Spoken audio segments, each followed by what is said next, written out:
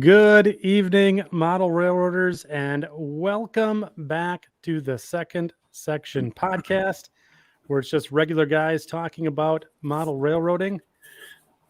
I'm your host, Andy Dorsch, and joining me this evening is my co-host, Mike Ostertag. Mike, how you doing this evening?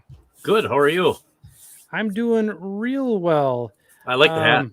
I like your hat. Yeah, it's a good hat. Yeah, I know a guy who gave me that hat. Yeah. How do I get one of those?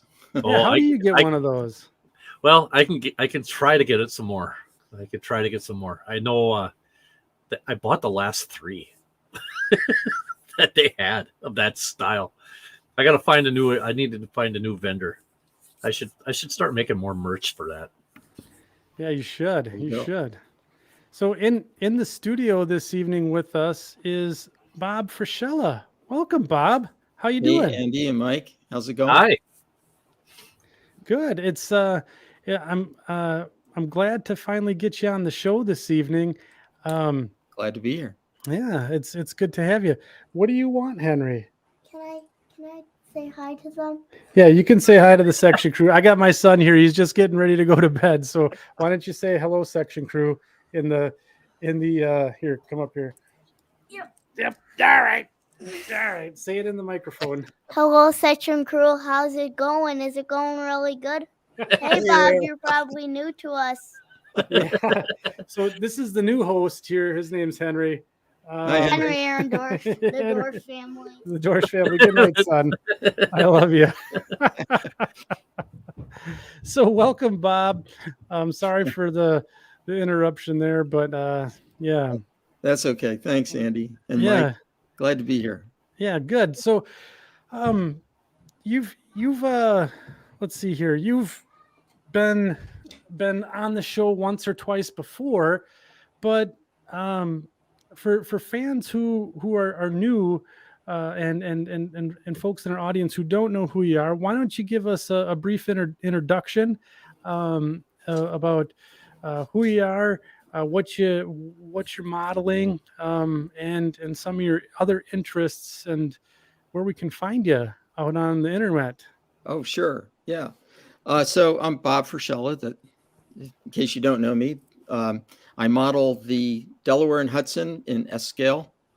I've always modeled in S scale, never modeled in anything else. So really, I'm a pioneer, I guess. So, so what made you choose S scale? Basically, when I was 3 years old, my dad bought an American Flyer train set for me, and I've just grown with that, and over the years have converted Flyer stuff to scale, and now I'm just a full-fledged S scaler. Wow. And, the Flyer is long gone, but S scale is still with me. Oh, that's great. That's great. So working in S scale, so you have your own layout there, and I absolutely do. It's so tell us about it. I modeled the D&H in S scale. It's a proto-freelanced railroad, and okay, we'll show you some photos of it coming up here soon. But basically, it assumes that at the time of the Conrail merger, the Delaware and Hudson acquired what was left of the former Pennsylvania Railroad's Elmira branch from Williamsport to Elmira, where it then connected with Conrail and had trackage rights to Buffalo. So it provided a through route from Buffalo on the southern tier, Conrail southern tier line to Elmira, then its own trackage to Williamsport, and then from there, Conrail to the Northeast Corridor, and then through trackage rights on the corridor, ended up in Potomac Yard, where it interchanged with the RF&P. So traffic would go largely Midwestern and Canadian traffic headed toward the DC area. So though it never happened, the Elmira's or the Pensie's Elmira branch was decimated by Hurricane Agnes in 1972 and was never rebuilt. But in my proto freelance world, it survived, and was turned over to the Delaware and Hudson as a concession of the Conrail merger. Gave them a direct route into DC through the central part of New York State and Pennsylvania. So Okay. So you have your model railroad is out on social media as well, is it not? yeah. Facebook page is the D&H and S scale in 1977. I also have a YouTube channel. And the YouTube channel is just called the D&H and S scale. And, you can follow me on Facebook and also on my YouTube channel as well. Yeah. So you've been posting pretty frequently on your Facebook group, and then also on your YouTube channel here, which is, I'll bring that up in just a second here. But you have quite a bit of content out there as well. Yeah, the YouTube channel is not instructional videos. It's mainly rail fan type videos, as if you were rail fanning the layout. So there's some pretty interesting things there. Going back to even some heritage footage of when it used to be a Pennsylvania line. So yeah, I see there's a 280 there. yeah, some guest power on the railroad. That's awesome.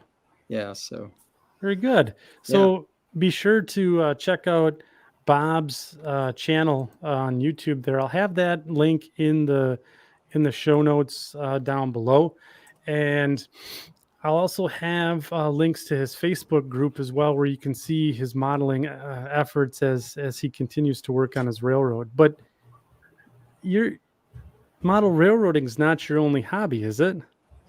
No, I'm also a railroad artist. So okay.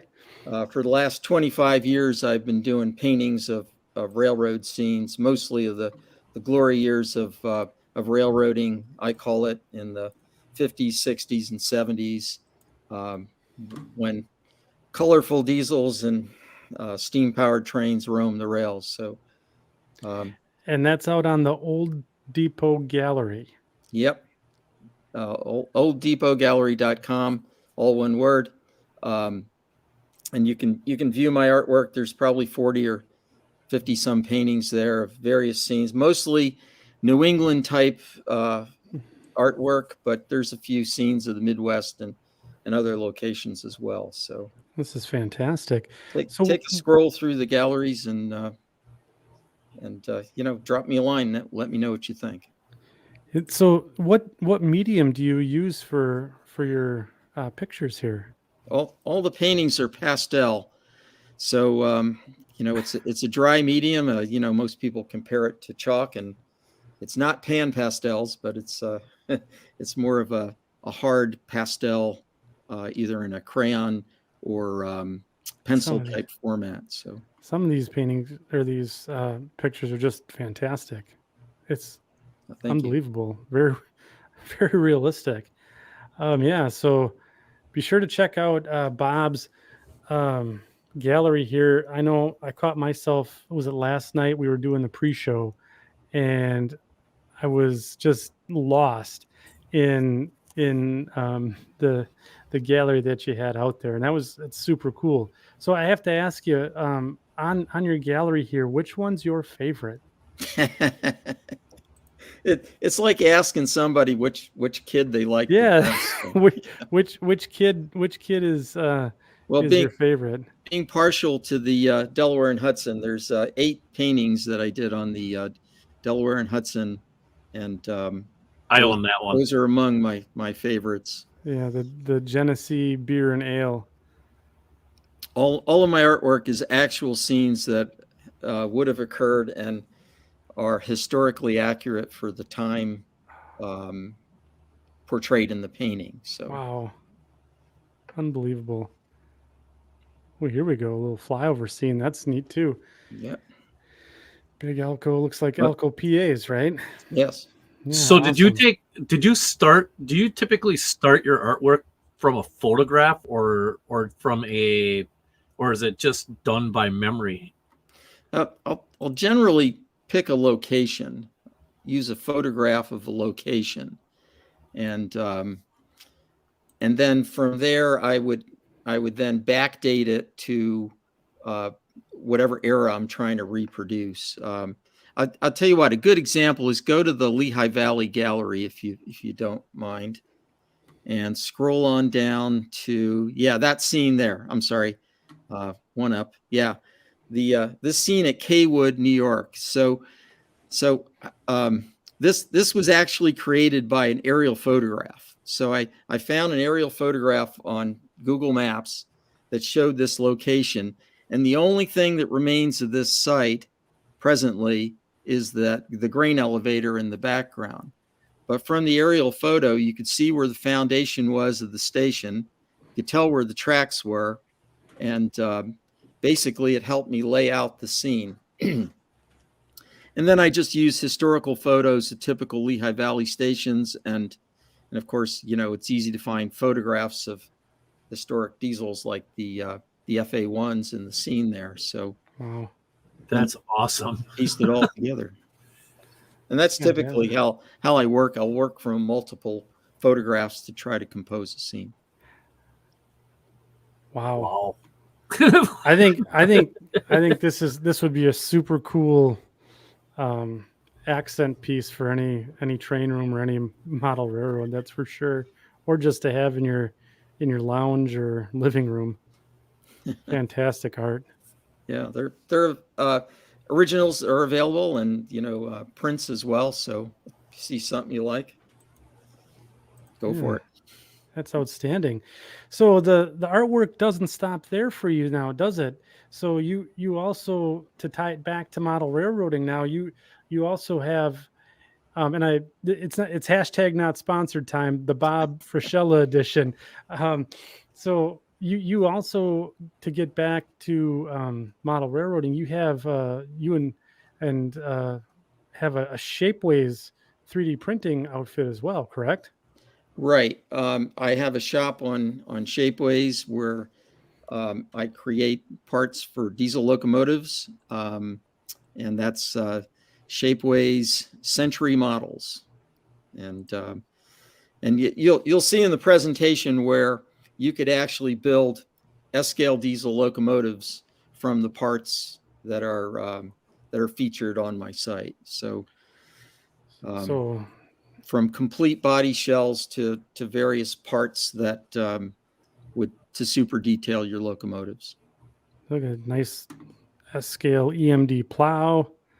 You have looks like some snubbers here. Yep. Got Alco, the rear part of an Alco. Yep. Looks like here for a C420. Wow. You have full cabs and here's the shells. Ooh. That's a EMD-2 cab. So it's the entire cab. And wow, look at the sticker shock on that. Yeah, that's I remember when Shapeways used to be affordable. And yeah, no kidding. I haven't looked at this for a while, to be honest with you. It's absolutely insane. And here's your GP38. Yeah, long hood. That's crazy, price wise. I believe you have a 38-2, a 39 39, 39, and a 40, right? And a 40, and a C420, and a C420. Yep. Yeah. It's kind of funny about that EMD cab, because Bob and I have known each other for a while, and he was kind of showing that stuff, and I said, "You're missing this on there." And so the next thing you know is I'm sending him pictures, and I'm sending him drawings that I would sketch out of. Well, here's the measurements for the battery box on the top of the walkway of the cab, and he'd go and put that on the model. Right. And then he'd call me and say, "Hey, those fuel fillers, can you get some fuel fillers?" The fuel filler one was funny because everybody in the yard at Green Bay was looking at me like I had lost my mind, because I was measuring the fuel filler stuff. I said, "Just never mind what I'm doing." Yeah. And the beautiful thing is that Bob hasn't said yet, but I should say Bob also offers the EMD second generation fuel tank ends. And that allows in S scale, that's something that is not available. But now with that, through that part, you can actually make whatever size fuel tank they had in a second generation locomotive. Yeah. Yeah, we'll go through that in the presentation, Mike, but that's a good point. You know, someone once told me EMD stands for every model different. And Yeah. that's basically the case because railroads ordered things in different variations, and fuel tanks was one of them. And their fuel tank capacity was determined by the length of the fuel tanks. So the cross section was always the same, but the capacity was determined by the length of the tank. Yeah, how long the tank was. Right. Yeah. So talking about your presentation, Bob, what are you gonna take us through tonight? Okay, so the presentation on the D&H and S scale basically takes you through the building of the layout first, from nothing. You know, what you'll see has been built in the last 10 years when we moved into this new house and had a 1,200 square foot basement, but that's all bare concrete walls. So part of the time was spent finishing the walls and then building the layout. So I'll walk you through that. From that, I'm going to show you a couple of builds, I guess you want to call it, Sure. Because you build everything in S scale. One is a Warren Truss bridge that spans a creek on the layout. You know, if you're in an S scale, I mean, if you're an HO scale, you can just buy a Central Valley bridge, you know, build that and plop it down. It's a little bit more challenging in S scale. And then after that, we're going to go into the 3D printed locomotives a little bit. Cool. Describe why I did it, other than, you know, being certifiably crazy. that aside, you know, it was basically out of need because, you know, if you really wanted to model the D&H in a certain period of time, you know, predominantly the GP 38-2s and 39s were something they acquired as part of the Conrail merger. So, you know, it'd be difficult to model the D&H in that time period without those units. Gotta have them. We'll talk a little bit about that, and then there's another build series of slides I'll show you, and then a few closing shots of the layout. That's fantastic. So I'm gonna just make an introduction over to the section crew here. So I see that we have 108 people in the chat this evening. That's fantastic. Give us a shout out where you're from, and say howdy to us here on the show and those catching the replay. And just a note for those in the chat, let's keep it civil, and about modeling and all that. Carry on this evening, because we do have moderators out there that will give you the stanky boot if things start to get out of hand. So again, if you have questions for Bob and any of the material that we have that we're going to be covering tonight, put them in the chat and we will get them in front of Bob and he'll be able to answer those questions. And then, so tonight our show is going to be Bob talking about his model railroad. We're going to do what's on your workbench.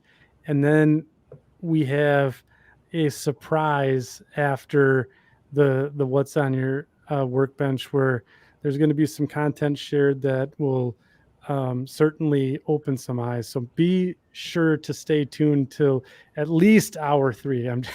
I may end up having to leave the room at one point. Yeah, Mike got a preview of it last night, there were some choice words. Let's just say that. So last night, how about for like the last 6 years? Yeah, I know you and Bob are friends. This was new material for me. So oh yeah, we're friends.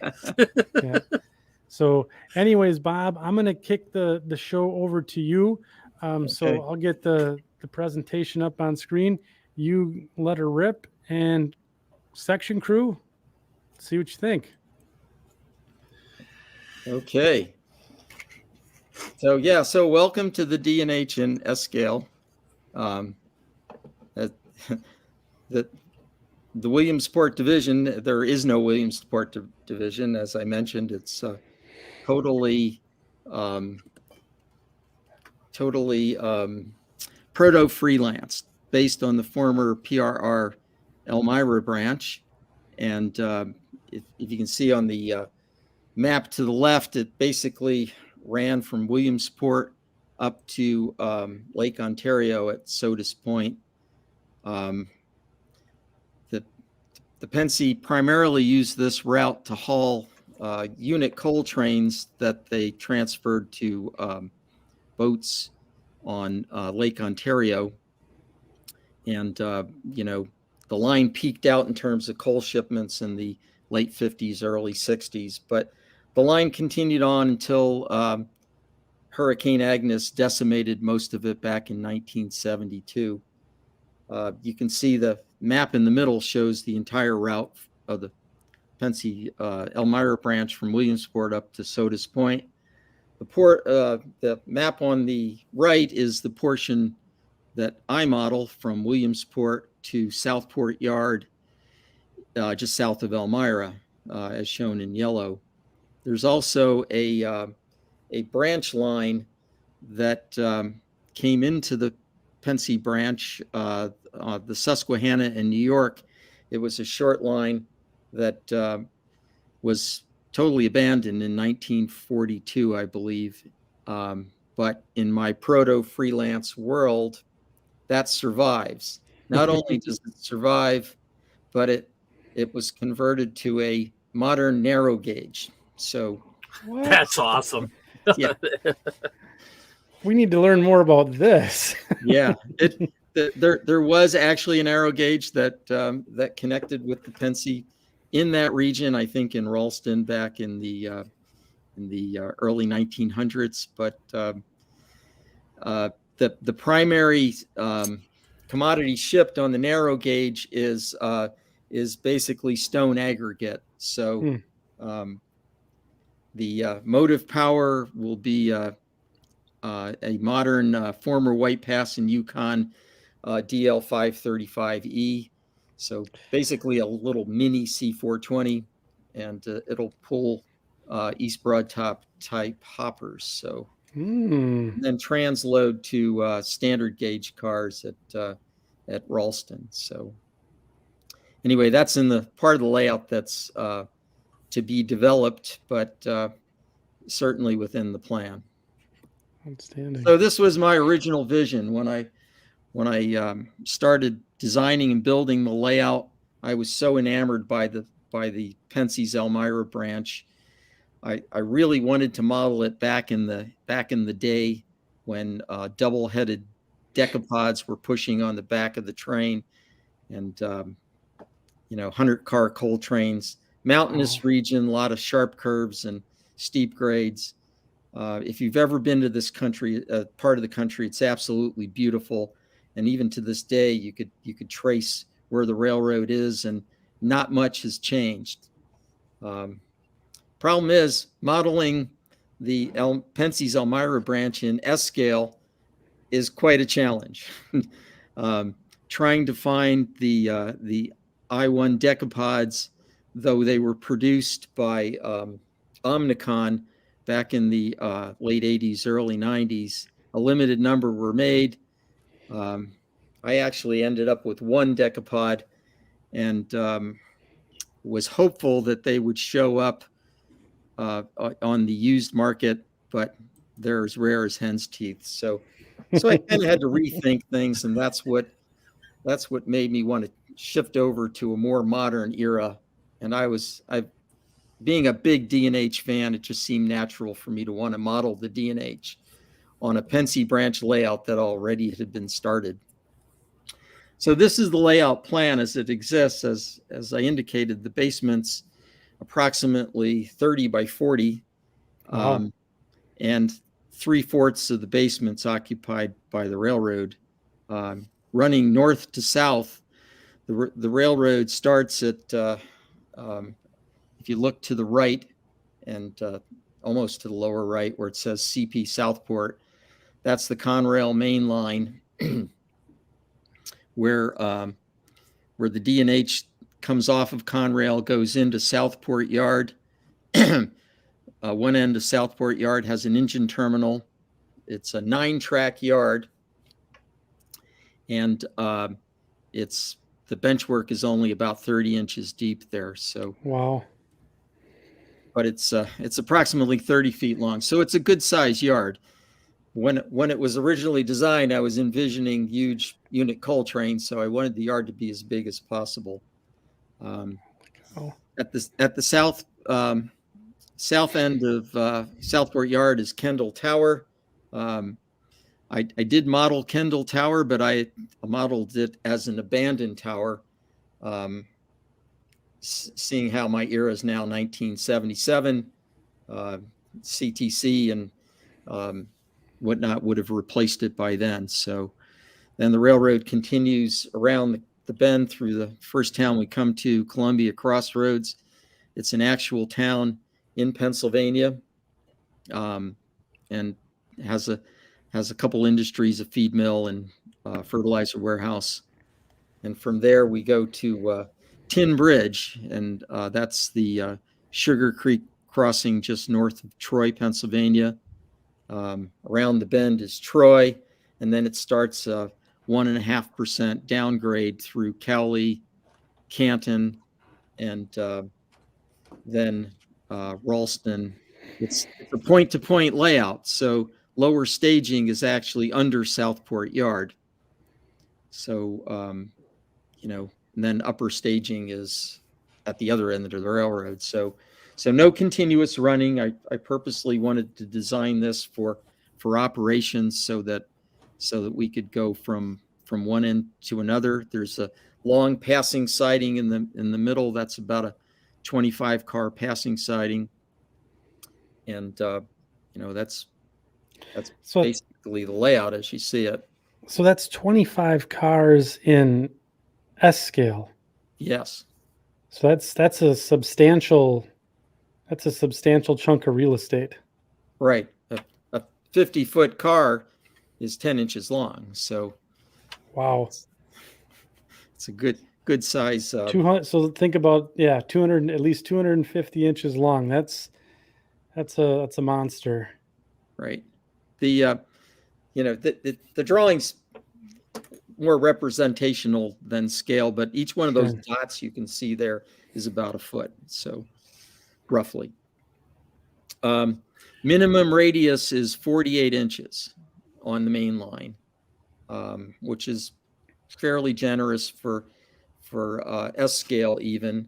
The intent was that you were going to run a 5-drivered I-1 decapod around those curves with all drivers flanged. So that's why the curves are so generous.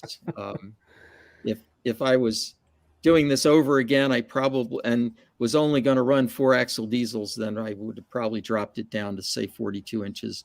But I do like the fact that we have long sweeping curves, and it looks a heck of a lot better in my opinion.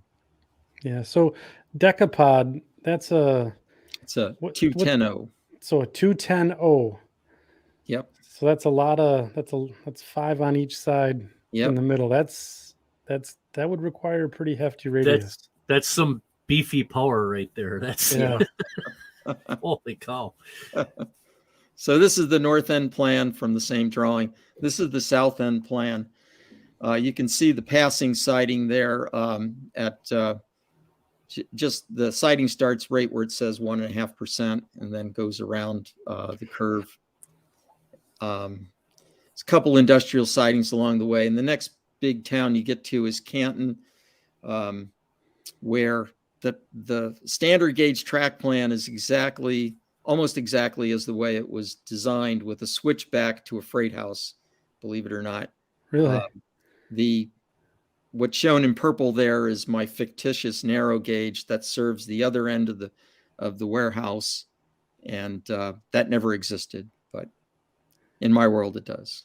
Is some of that that's not purple or green there, Bob? Is some of that dual gauge right there? Is any of that dual gauge? Yeah, it or- is. In fact, Mike, I'll show you the next plan. This is looking the other way. So Canton is to the right, and you can see in red is all the narrow gauge track. Hmm. Green is the dual gauge track.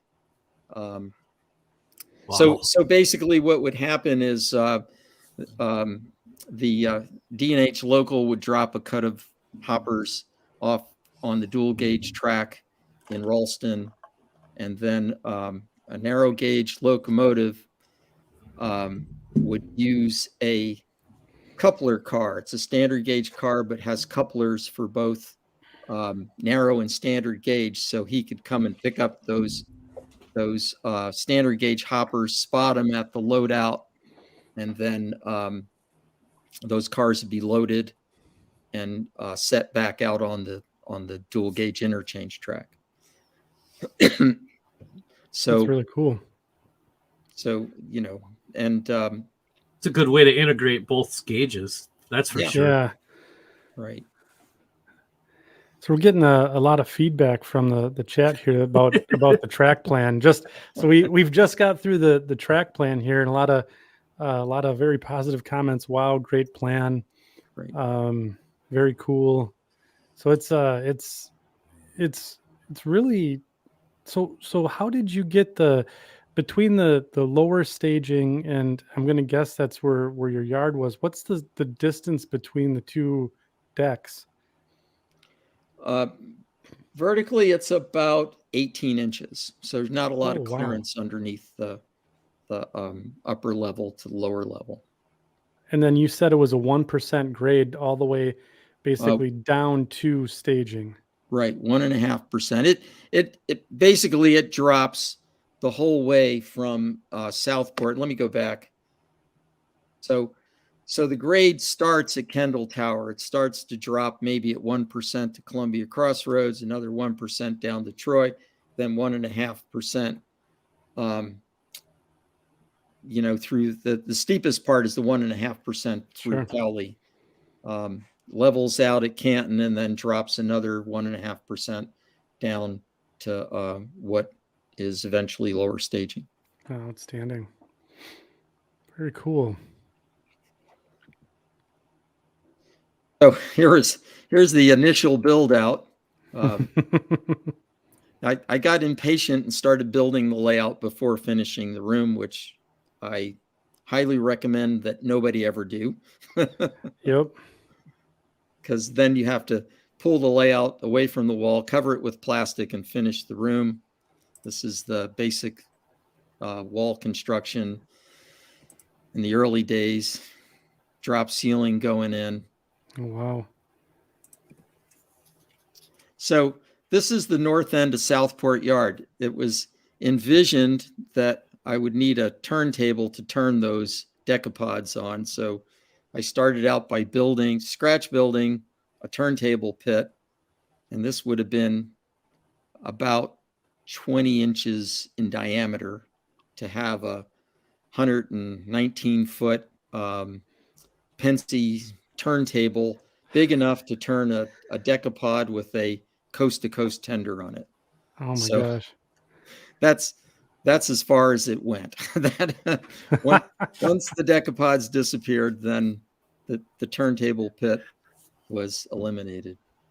But anyway, getting to the other end of Southport Yard is this Sealy Creek Bridge crossing. So this is a prototype photo taken of the late Pensy era. I'm guessing it's maybe, I don't have a date on the photo, but I'm guessing it's about late 60s maybe, or mid to late 60s, because Penn Central operated on the line till 72 after the Pensy New York Central merger. And as I said, if you were in HO scale modeling this scene, the Sealy Creek Bridge would be pretty easy to do. It's a pin connected 7-panel Warren Truss bridge, almost identical to the Central Valley Bridge that's I believe still offered in HO scale, but it's a little bit of more challenge in S scale. It's the former bridge was 140 foot long. in S scale. That was a little too long for my track plan, so I left one panel out and made it a 120-foot long bridge. Well, that does it. I'm done. This is basically the bench work going down, and basically the landform. There's that long fill that approaches the Sealy Creek Bridge. I wanted to operate trains across it while I was scratch building the bridge, and I'm not going to even tell you how long that took. So I found this this shelf from IKEA and set it on the bridge abutment so I could run trains across it. That's a shelf from IKEA? Yes, it's a shelf from IKEA. So this is the basic landform. I use Cellu clay for my final coat, ground coat. I actually mix dirt with the Cellu clay to give it that color. Some people add paint. I just find it easier to use dirt. Dirt's in my scenery anyway, so like dirt from your backyard, or dirt from the backyard. I screen it, take all the roots and rocks out of it, and sift it down to a nice fine dirt. Wherever I'm planting trees, I use the green florist foam. If there's no trees going in, I'll just use pink foam. So this is the hillside behind the tree, behind the bridge, and that'll get covered with trees. Okay. So before we move along here, we got a couple of questions coming in from the chat, Bob, that I wanted to get out in front of you. So Otter Creek and Rio Grande, who had a nice video out this week, by the way, says, I missed the very beginning of the show. Is the whole layout complete? And if so, when did he start it? And when did you finish it? Okay. First question is no, the layout's not complete. The portion modeled, and I can go back. Hang on. I love the power of PowerPoint. The bench work is in. The bench work is in up to Canton. So we're just beyond Canton, where it says Susquehanna in New York. All that bench work is in. So the track is not complete. You can run down to Canton and back, but that's as far as you can go. Okay. And then let's see here. Russ Rockin' O Railroad. Do you have to hand lay your own track? No. Most of the track is flex track.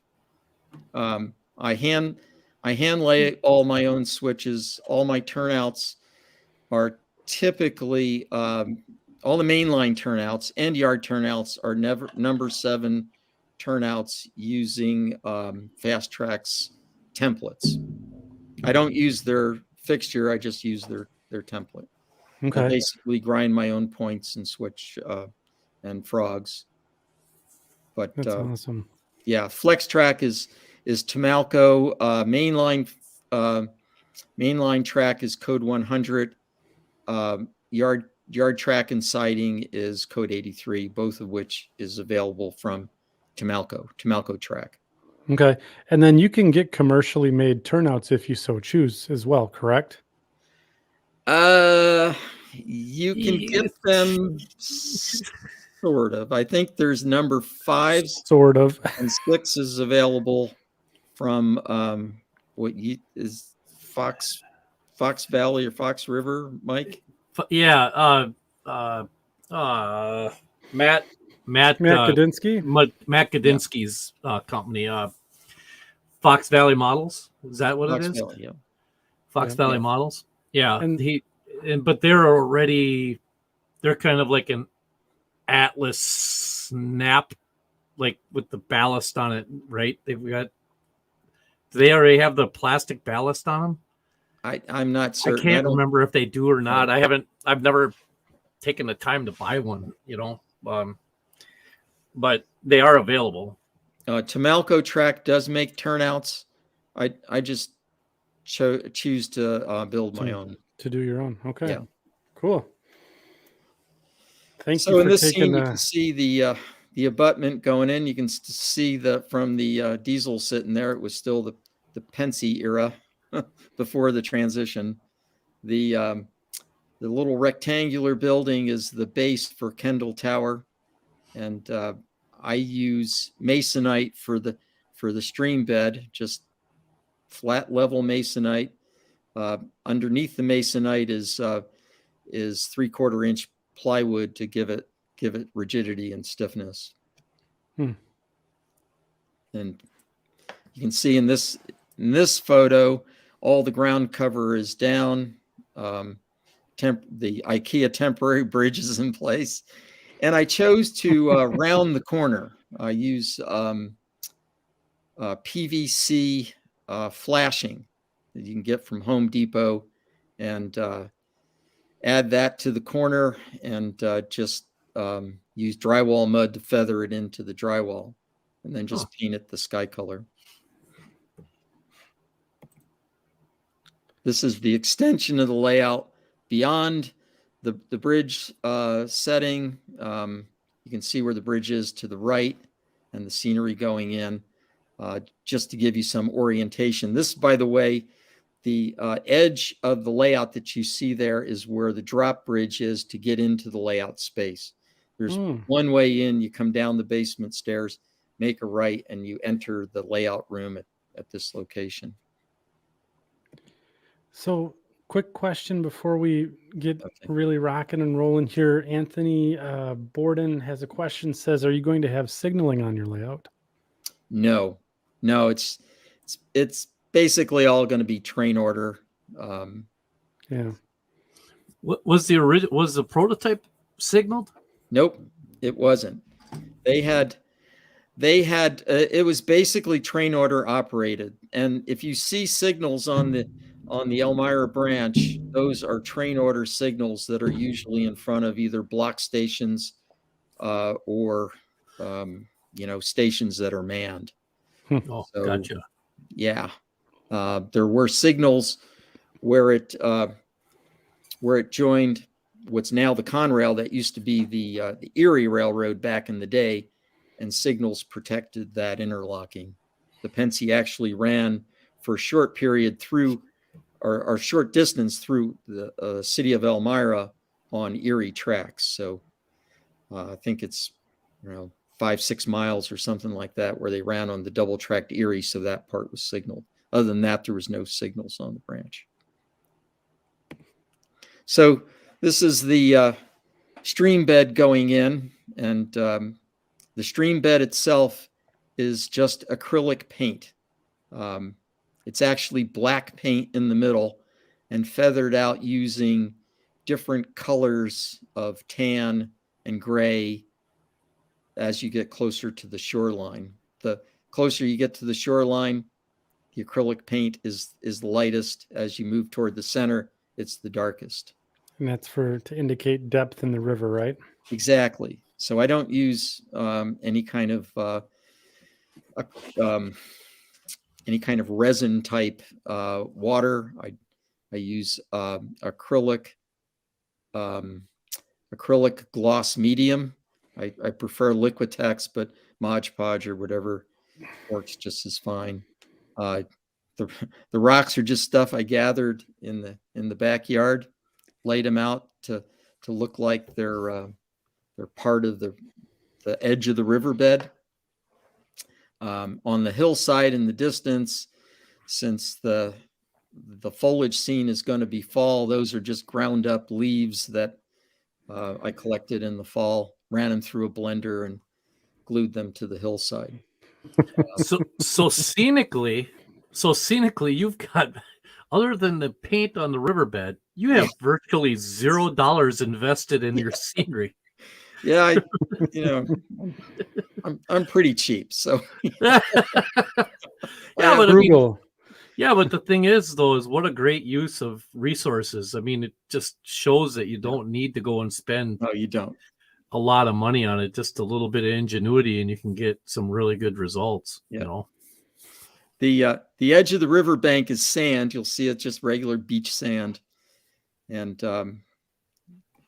then I added smaller rocks behind the bigger rocks just to give it some depth. You can see both abutments are in place. Those abutments are, believe it or not, made from cardboard. It's backed with wood, but the relief and face of it is like Cardboard? 1/16 inch thick. I call it mat board. It's what picture framers use. Oh yeah. Yeah, so that's all mat board, glued to a wooden substrate, and then painted to represent concrete. Nice. So you can see in this scene, you've got the acrylic gloss medium. I put several coats of it down. When it dries, it's completely clear. The blue that you see in there is just that it hasn't dried yet, but it does dry crystal clear. You can see I've got the photo backdrop set in the distance. These are just photos that I took and printed, and sized them so they fit the scene, cut them to fit the physical hillside that you see on the right. You'll also note that on the right, there's some black paint on the wall, just on the far right above the hillside. And that's just so when you're looking through the mass of trees, the blue of the wall isn't shining through. It just looks like there's mass to the trees that go there. So now for the bridge. This was the fun part. I found these plans in a book called Bridges and Buildings for Model Railroads, published by Kalmbach in 1965. I think there's subsequent printings of it, but it talks about how to build a truss bridge from scratch using prototype dimensions. So if you use the dimensions in here, all the dimensions are actual dimensions. So using your scale rule, you can build this in any scale. The author built this in basswood. And I thought, well, basswood doesn't look like steel, so I would use his same methods and build it in styrene. Wow. So one of the more tedious parts of the bridge is to build these laced girders with these diagonal braces on it. So I created this fixture out of cardboard to show where those braces need to go. And because as I said, I'm certifiable, I decided I would punch the rivets on the styrene before I glue them in. So you can see them going in here. There's a close-up of it. And when you do, you actually have to have these diagonals going both ways, as you'll see, and on both sides of the girder. Bob, I have questions. I have so many questions. Okay. How did you do the rivets? So you said you punched them. Yeah. What did you do exactly there? Okay, so I just used I don't know what you'd call it. I call it a compass point. Back in the old days when we had drafting tools, there was a little pin on the end of a compass, and it's usually a tapered steel pin, actually. And that makes a nice way of punching a rivet. And you have to really practice to get the pressure down. But I use my, my self-healing cutting board to as a backing board to punch the rivet. I mean, they aren't perfect, but for all intents and purposes, the end result is pretty good. Yeah, it looks amazing. So this is. So what did you use for your adhesive for all of that? Is this all welded together, or did you use? It's all MEK. Typically, it's all MEK. That's a whole different level of crazy right there. Certifiable. Certifiable. Okay, so here's the girders. Now keep in mind the lace girders is on both sides of the girder. So I marked the top and the bottom. So because they're different. And you need 5 of these per side. Oh my goodness. Holy cow. Come on. Paul There's- says There's Paul from there's one of What? the 2 No completed trusses. way. Yeah. So, what? No So- way. so you can see the lace girders are in the middle, in the middle 2 spans, and then the other girders, the diagonals and the uprights, are a little easier to do because they're horizontal and not diagonal. So, and less of them. Okay. So Fox River Rail fans asking, what is MEK? Methyl ethyl ketone, basically Tester's plastic cement. So you can get a pretty substantial jug of it at like Menards or any home center in the paint section, right? Yeah. Yeah, and it says MEK right on the side of it. Methyl ethyl ketone. Yeah, Tim Yeah. Moran's got it in the chat there. Make sure when you if and when you use it, make sure you have ventilation of some sort. And some sort of mask on. And make sure you're using a mask of some sort, a Definitely, respirator or definitely. something. It Yeah, is some pretty nasty powerful stuff. Or Yeah. you will become certifiable. Yeah, right. Yeah. Yeah. So before you add the trusses, this is the floor system of the bridge. Basically, they are plastruct beams running both directions, and there's also diagonal angle bracing on the bottom, not only on the panels but on the bridge itself, between the bridge beams itself. And I'll show you why that's important coming up here. So also, I decided to weather the bridge before adding the trusses, because once the trusses go on, getting into this area to do anything is extremely difficult. So Yeah. I painted it and weathered it. I left the top flange unweathered because I had to bond the bridge deck to it. The bridge deck is 2x10 bridge timbers, and just a little white card there helps me offset it from the edge of the floor beam. You hand laid the deck on that thing? Well, yeah. Yeah. It's How else would you do it? just take a pencil and draw In it that on. scale, you What can't do you- go out and buy My a brain bridge hurts. deck. So there's a hand, Bob, again. Just want to ask a few more questions from the chat here, because we're getting a lot of really good questions. So back to when you were building those beams, those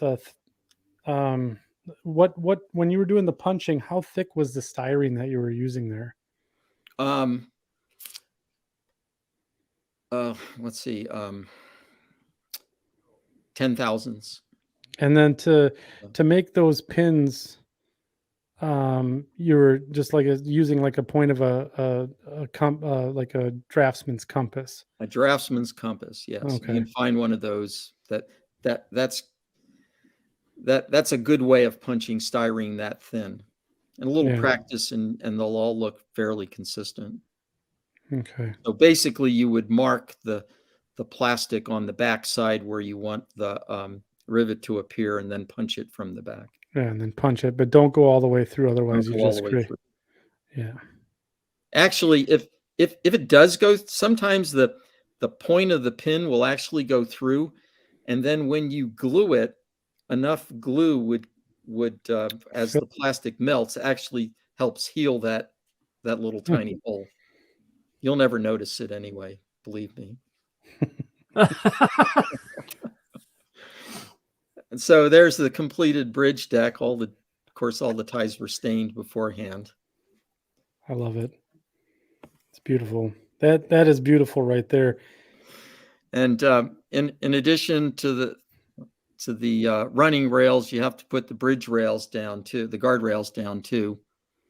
And you'll also note on the edge of the bridge ties is what they call strapping. That's a timber that prevents the bridge ties from moving longitudinally along the deck. So every timber deck bridge has these. Sometimes they're metal straps, but in this case, there's a little nut, bolt, and washer casting on each tie to represent how that's secured to the deck. And then for your ties and your woodwork there, what kind of stain did you use? I create my own stain by using isopropyl alcohol and India ink, and I just vary the time that the ties sit in the India ink solution, and if you want a darker tie, you leave it in longer. If you want a lighter tie, you pull it out quicker. Yeah. So this is the two trusses attached to the floor system. I had some painter's tape holding it together till the glue dries. This is the completed bridge, getting weathered in its final form. There's all the top bracing is in place. The top bracing is actually made by Plastruct, and I think it's about 1 inch or 3/4 inch thick. I think they call it bar joist. It represents a bar joist, but that makes those top diagonals possible. As for the lattice work over the portal of the bridge, I just had to bite the bullet and do that by the hard way with pieces of styrene and tiny evergreen angle strips. Unbelievable. So there is no metal in this bridge. The only metal on the entire bridge is the running rails and the guardrail. So the bridge itself weighs 8 ounces. It's light as a feather, but it holds many times its weight. So it's not only a beautiful replica, but it also functions like a bridge should. It Exactly. spans the distance and holds the weight. Exactly. Just the way a truss bridge is intended. There's the completed scene in place. Riverbeds in, trees going in on the hillside. Oh my gosh. Still some ballast work to do in the foreground there, but basically that's what it looks like today. This is my favorite shot, and that's why I decided to put angle bracing under the bridge, because you can actually see it. That's cool. That's so cool. And here's a throwback picture of my only I-10 decapod crossing the bridge. Unbelievable. That's so cool. See Kendall Tower in the background on the right. And by the way, this decapod was scratch built years ago, not by me, but by another gentleman named John Bortz. It was the boiler was based on an American Flyer K5.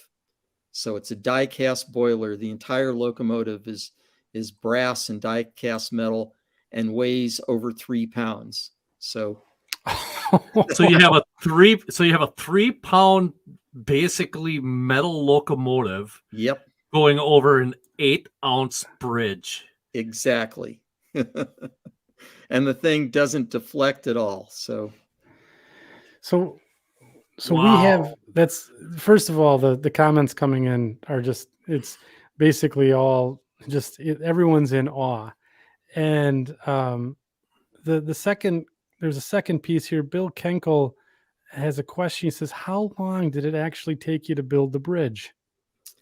Well, let's just say that that IKEA shelf was in there for about 2 years. So there you go.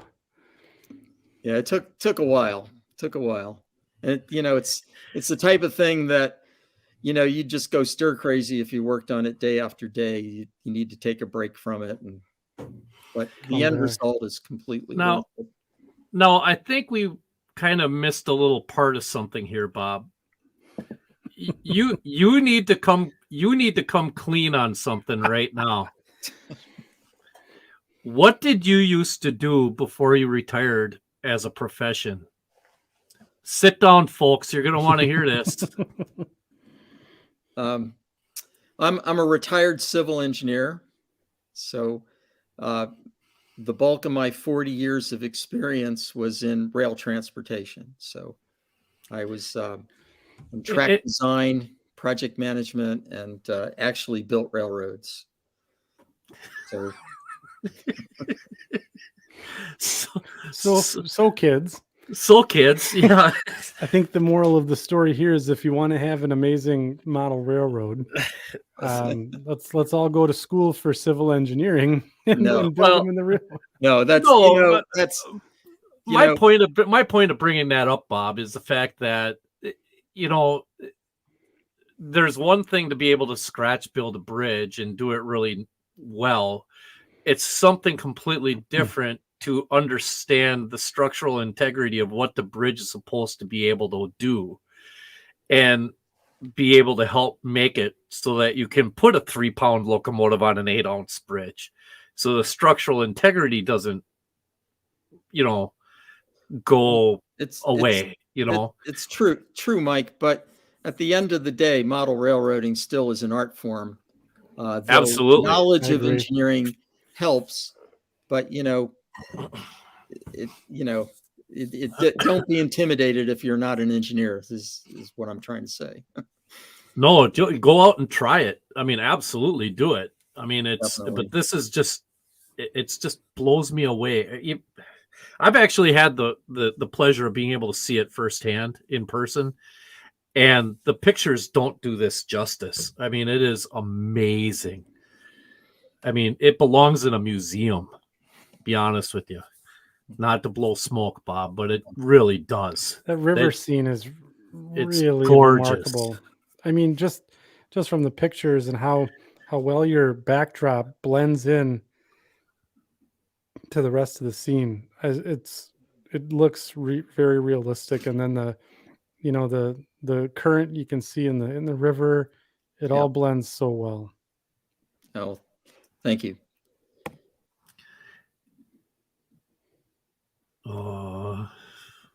What happened to the window? What happened to the windows? They're all boarded up. It's abandoned. Oh yeah, that's right. Well, this is an RS3M crossing the bridge.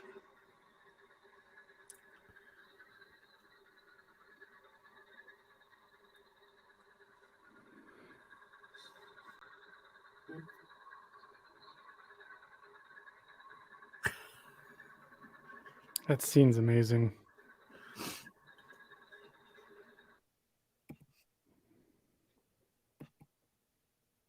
Well, beyond the railroad, we go around the long curve and then down the hill into Columbia Crossroads. This is just some of my basic scenery and bench work construction. As I said, if it's part of the scenery that's going to have trees, I usually use the green foam. It's easier to plant the trees in them. Otherwise, I use pink foam and cover it with ground goop. The basic track, ballasted and ground cover down. For ground cover, that's just sifted dirt from the backyard. It's I spray it with alcohol, kill any germs, but basically it's just glued down with regular diluted white glue. You can see that, and this is flex track. You see that's ballasted through the scene. And those are my trees. This is my typical way of building trees. I use 3 basic tree forms. I don't. Admittedly, because I'm frugal, I guess that's a good word.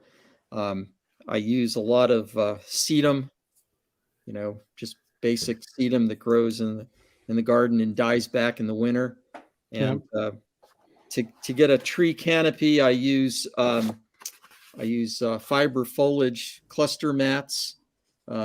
Just stretch this stuff over the sedum and then sprinkle some ground foam on top of that to get some variation and texture to the trees. I'd say probably 75% of my trees are made that way. I also use Caspia for tree material and dead boxwood. Boxwood branches that die off, remove the petals, and they're good for leafless trees or trees with minimal leaves on them. So, modeling central Pennsylvania, it's all forest land, so it requires lots of trees. So I found this works pretty well for me. It's all fall season, so my colors and textures are consistent with the colors in the backdrop. Do you have any problem? Do you have any problems, Bob, with the floral foam receding or getting changing size on you or shrinking at all? No, definitely not. The floral foam is covered with the ground goop. The celluclay keeps it solid and rigid, so that all I do is poke a little hole through the ground goop with the or the celluclay with an awl or a pointy screwdriver, and then just stick the tree right in. Doesn't need to be glued or anything. So it makes nice. It makes doing the forest real easy. So beyond the Sealy Creek Bridge is a rock cut. These are just plaster castings that are broken up and fitted into place, painted with diluted artist oil colors. The scene on the left where the rocks are painted is before they dry. They dry very light, as you can see in the photo on the finished photo on the right. And then I also use some Bragdon weathering powders to put rust streaks on the rocks and give them some color and texture. The engineers hate this cut because, as you can see, a lot of leaves fall on the track, so we get some slippery trains in that area. So, amen. Yeah. I don't know how bright it was doing all that work, detailing those rocks, because it's actually a cut and you really can't even see the rock cut because there's a tree canopy in front of it. But I guess if I ever have a video camera on the front of the train, it'll look pretty good. This is the curve coming around the past the rock cut and toward the drop bridge. That's the drop bridge in the foreground. That is how you enter the room. Here's a shot of the train coming around that same curve. Wow. This is the drop bridge itself. It's just hinged section of layout. I didn't want to just have a single bridge. I wanted to have a little scenery on the drop bridge. So I have I made it wider than it needed to be, but you can see it in the up and down position. I use deadbolts to hold it in place, and it works pretty good. Don't have too many issues with it. The track gaps stay in place, so you get a little thermal expansion, but it's not enough to derail a train. Question. We're coming back, Bob, and Sure. We're going to go back to the bridge. Seems there's been a lot of chatter in the forum this evening about the bridge so far. But the question was, what type of spikes did you use for the rail laid on the bridge? Micro Engineering's smallest HO spikes. The micro spikes, I think they call them. Or Yeah. I don't even know if they're making those anymore. Yeah. At times I'll use the next larger size, and if they're they're too big and they go through the tie. On the next bridge that I built, I used the larger spike, but actually cut them off with some rail nippers so that they wouldn't go all the way through. Excellent. So this is the next town you come to when you come around the curb. There's it's Columbia Crossroads. There's a small passing siding there. This was in the initial phase, and changes are inevitable. And I couldn't figure out a good layout for the buildings at this location, so I played around with it a little bit. I even ended up moving one of the sidings in its final location to get a longer siding to the grain elevator and feed mill. But this was the start of construction. The area is level, so it has basic plywood construction on a 1x4 frame. This is some of the earlier ideas I played around with. There's an elevator, there's a warehouse. Of course, in S-scale, you scratch build a lot of structures, and that's the start of the grain elevator. But I just basically was playing around with locations. I ended up not putting the elevator at this location, but the only way to determine how well it's going to work on a layout is to put it in place and see how the scene looks. So that's what's going on here. There's a roadway crossing. You can see the asphalt road that's crossing the tracks. I use acrylic spackling compound for my roadway material, and I color it with acrylic paint. And I'll usually use, say, a tube type acrylic, or you could use Liquitex. My acrylic paint of choice is Winsor & Newton. And so I mix about a half-inch segment of what comes out of the tube, squirt of the tube, into about an 8-ounce container of the acrylic spackling compound. And when you mix it, it turns this light gray color. And what I like about it is if you're not too careful and don't mix it thoroughly, you'll get variations in the color of the material itself. So it'll look like a worn asphalt road, and you can see it in the scene there where there's light and dark places on the asphalt. One of the key pieces of Columbia Crossroads is the depot. And so, interestingly enough, this is a photo of the Columbia Crossroads depot after the railroad was abandoned. The railroad sat there for a number of years, unused, and the tracks were even left in place into the 80s, I think. And so the feed mill behind the warehouse used the old depot for storage.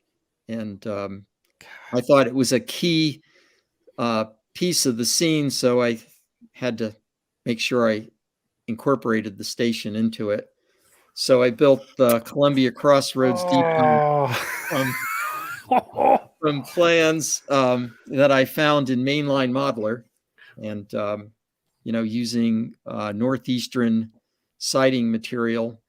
I didn't know how I would do the curved arches that support the roof, so I came up with a 3D print and printed that, and the louvered vents, eave vents that you can see in the upper part of the building. In the gable. And then I weathered it like it appeared in that photo, and weathered it so it would look like the station sign was removed as it appeared in this photo. That's beautiful. That is absolutely beautiful.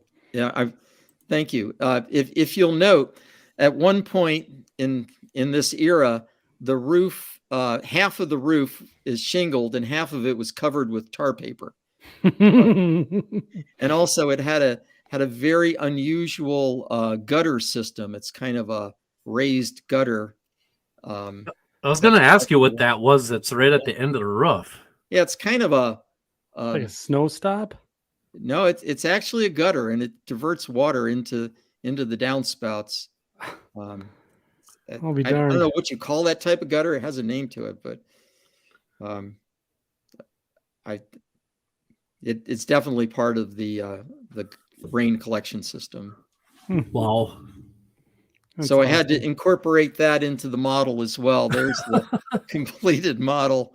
You can see the downspout and that gutter system, and you can see half of the roof covered in tar paper and half in shingles. Tar paper, by the way, I typically use 400 grit black sandpaper and cut into like scale 4-foot wide strips for tar paper roofing, and just lay them in strips on the roof. The nice part about the 400 grit sandpaper is it takes weathering really well. I bet. Really holds. Wow. Yeah, it's got a natural tooth, right? Yep, natural tooth. So you can see the roadway to the right. I found an image of a road as it trails away and use that as part of the photo backdrop. Typically what I'll do on my photo backdrops is I might use one scene for the roadway and then different images for the scene on either side excuse me, of the roadway, and then mask any joints or parting lines in the photo backdrop with foreground trees. So do you do like a Photoshop or some sort of I guess pre-editing to get the photo backdrops to line up like that? Because that's like, as we look at it here, it looks seamless. Yeah, it's a lot of trial and error. So Okay. basically, when you go out and take a photo, you'll shoot this scene from different angles, maybe from the side of the road, maybe from the middle of the road, various edges and various dimensions, and then look at them on your computer, then run some prints, and then basically take it down to the layout and see how it lines up. Yeah, right. And it's basic trial and error. And also another key is sometimes you need to do some force perspective on the roadway itself. So as the road approaches the backdrop, it narrows to force your eyes to look to where the roadway goes. That's an interesting technique. So, even on the road itself, you're essentially narrowing it down on either side to a vanishing point. Exactly. Wow. So yeah, here's the same scene from a different direction, and you can tell in this to illustrate the point, the photo backdrop is where that red barn is. That's on the photo backdrop. That's a different photo than the photo for the road, and the joint between the two are just masked with that tree that's planted there. And the same thing occurs on the right side of the photo. That photo backdrop is different than the other two as well. Wow. It's unreal. And this is the completed scene at Columbia Crossroads. The grain elevator is in the background where it should be. It's not the exact one that was there at Columbia Crossroads, but it's representational. Yeah. That is such a cool scene. Yeah, and it used to be an Agway, but it was bought out by the Ostertag family from Wisconsin, and the Ostertag. Yeah, we're pretty much everywhere now. Yeah. We're taking over everything. You're related to the bunch that bought the grain elevator there, Mike? It's my dad's third cousin on my mom's cousin's aunt's side. Yeah, so your sister cousin My Yeah. sister's brother's cousin's Yeah, there you go. third nephew, whatever. The wealthier part of the The family. wealth. Yeah, the rich part of the family. The grain baron oyster tags. Right. I decided we needed a small warehouse for bagged fertilizer. So I built this concrete block building from Monster Model Works concrete block material. It's set on a raised concrete foundation. And the foundation itself is made out of basswood covered with cardstock.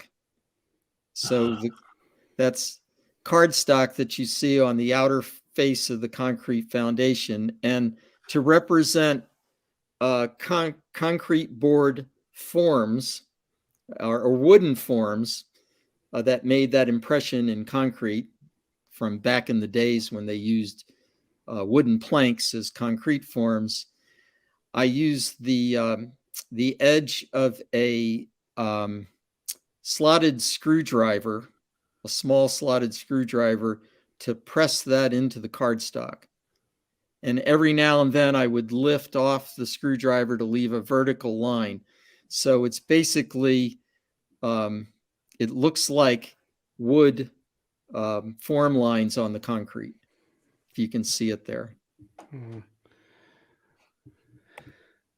There's the structure with its roof on. It has a 1/32 inch thick basswood roof and simulated concrete lintels above the door openings. By the way, since this building goes against the backdrop, there's no detail on the back side of it. I suppose. I mean, why detail something you're never going to see, right? Exactly. And there's the building in place on the layout. And this is on the same spur as the grain elevator. That's the Now do you main see line. now do you see why I have so many problems, Andy? You have bad friends, Mike. I have terrible friends. You have terrible taste in friends. This is fantastic. So for the roof, did you use the sandpaper technique there? Yes. Again? Okay. Right. And basically weathering powders to weather the roof, weathering powders to weather the building. A lot of that was dry brushed with acrylic paint. I was just going to ask that. Yeah. And, those are just photo images of, feed mill signs that I found online. The main line is in the lower right-hand corner, and there's a dirt or a gravel access road. So I built a kind of makeshift guardrail out of wood to separate the two.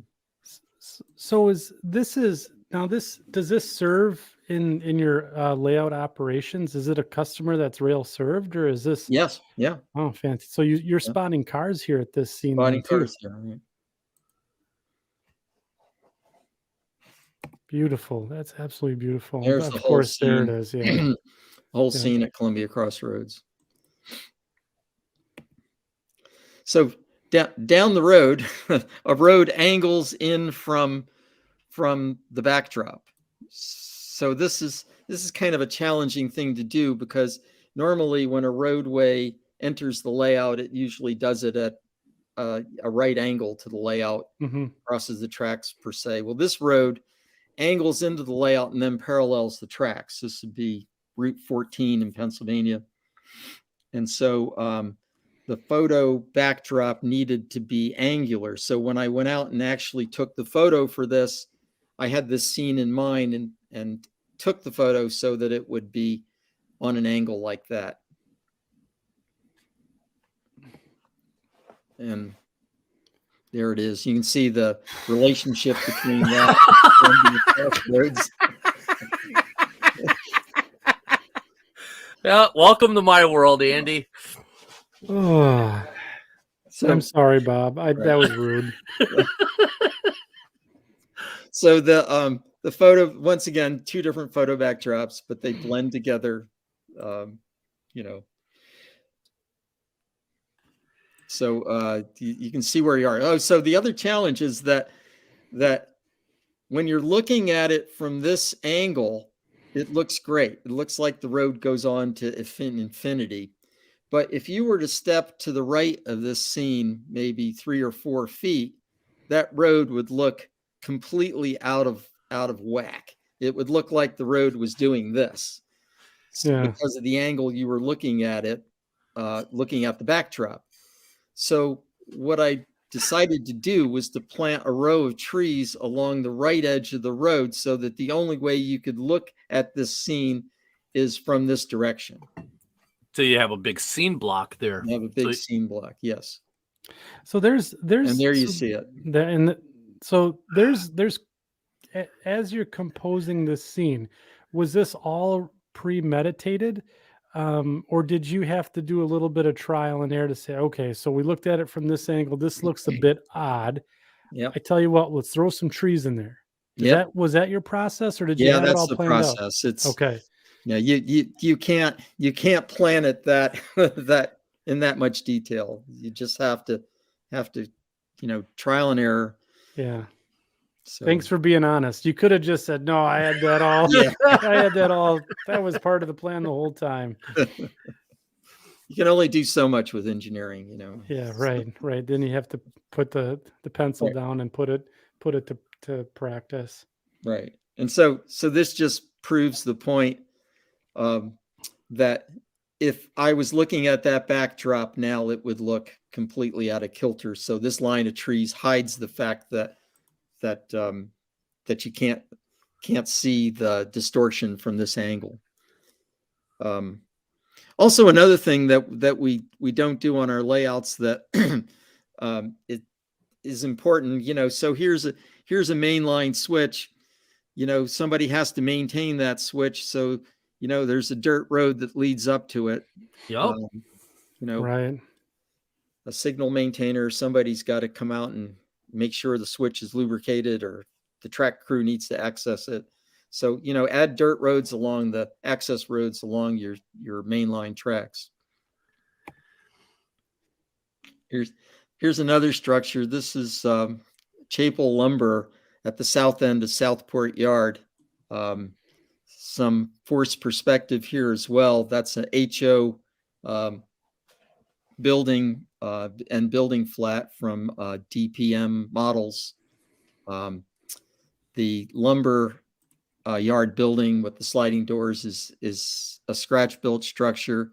It's actually built out of cardboard, and the clapboards are cardboard strips.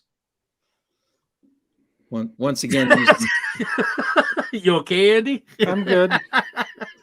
Using my, once again, sandpaper, tar paper roof. Yeah, it really is a nice effect.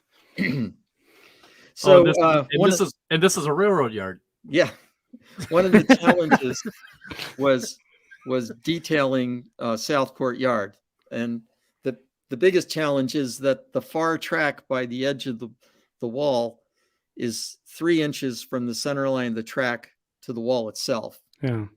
So, I somehow had to make that look like it wasn't just a shelf hitting a wall. So it needed a photo backdrop that was convincing. So this is a technique that I came up with on my photo backdrop. I use this hillside scene throughout the layout because it's distant hills covered in fall foliage.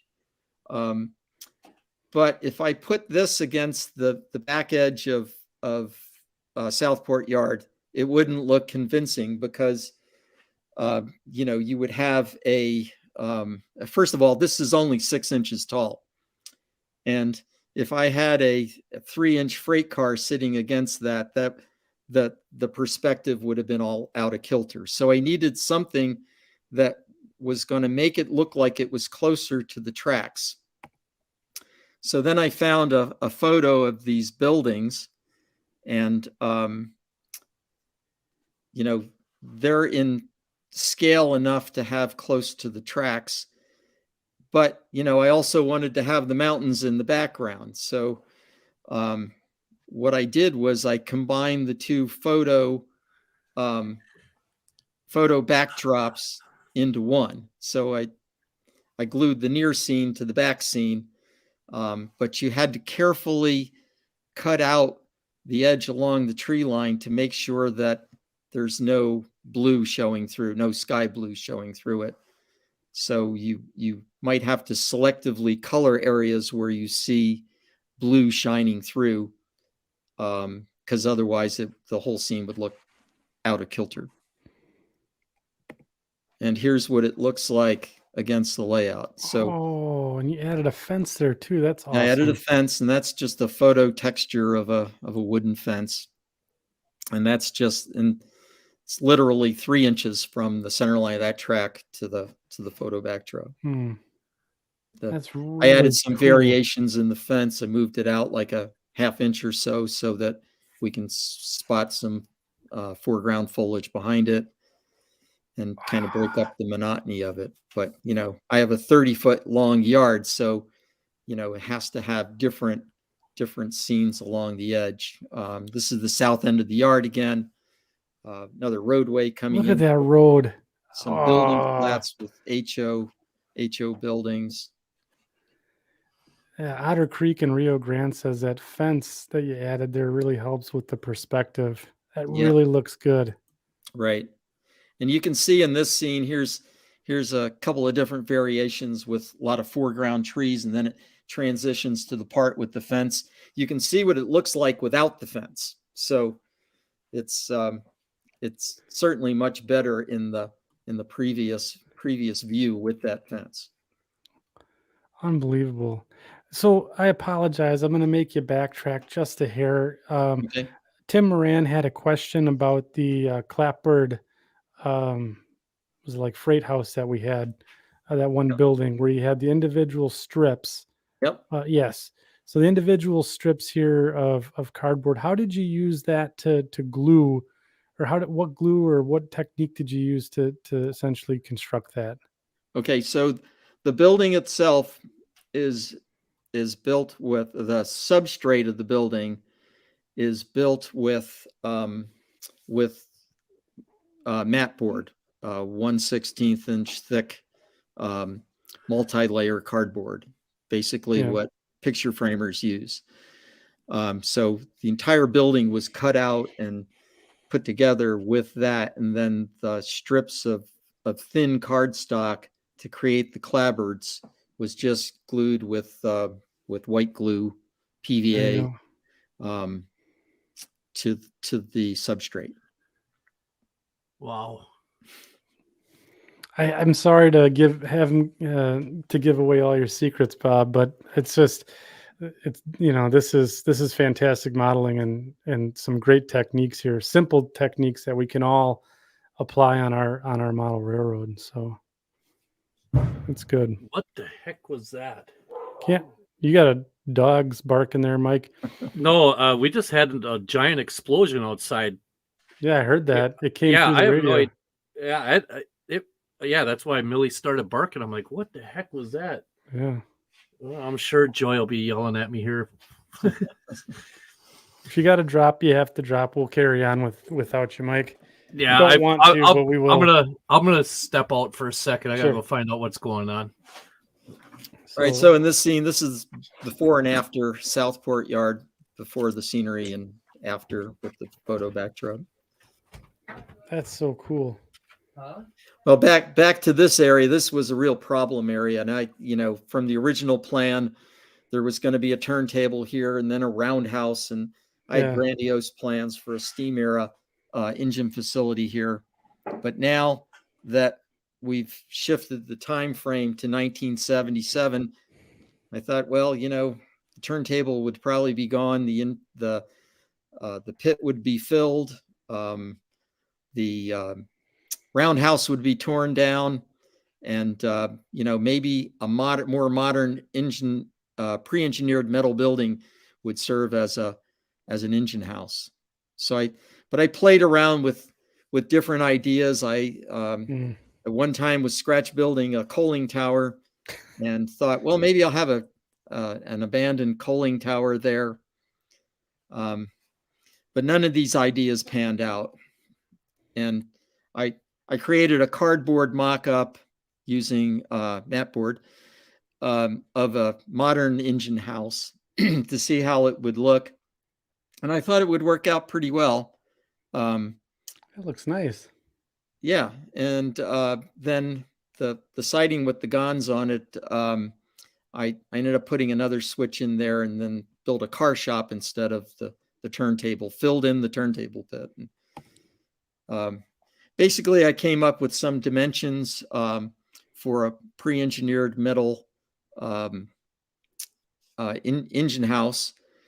And these are basically plans that I found online. I also have access to the ARIMA standards, which are the actual American Railway Engineering and Maintenance Way Association's manuals that cover things like standards for engine terminals and clearances and things like that. So I was able to design a building that would look appropriate for an engine terminal.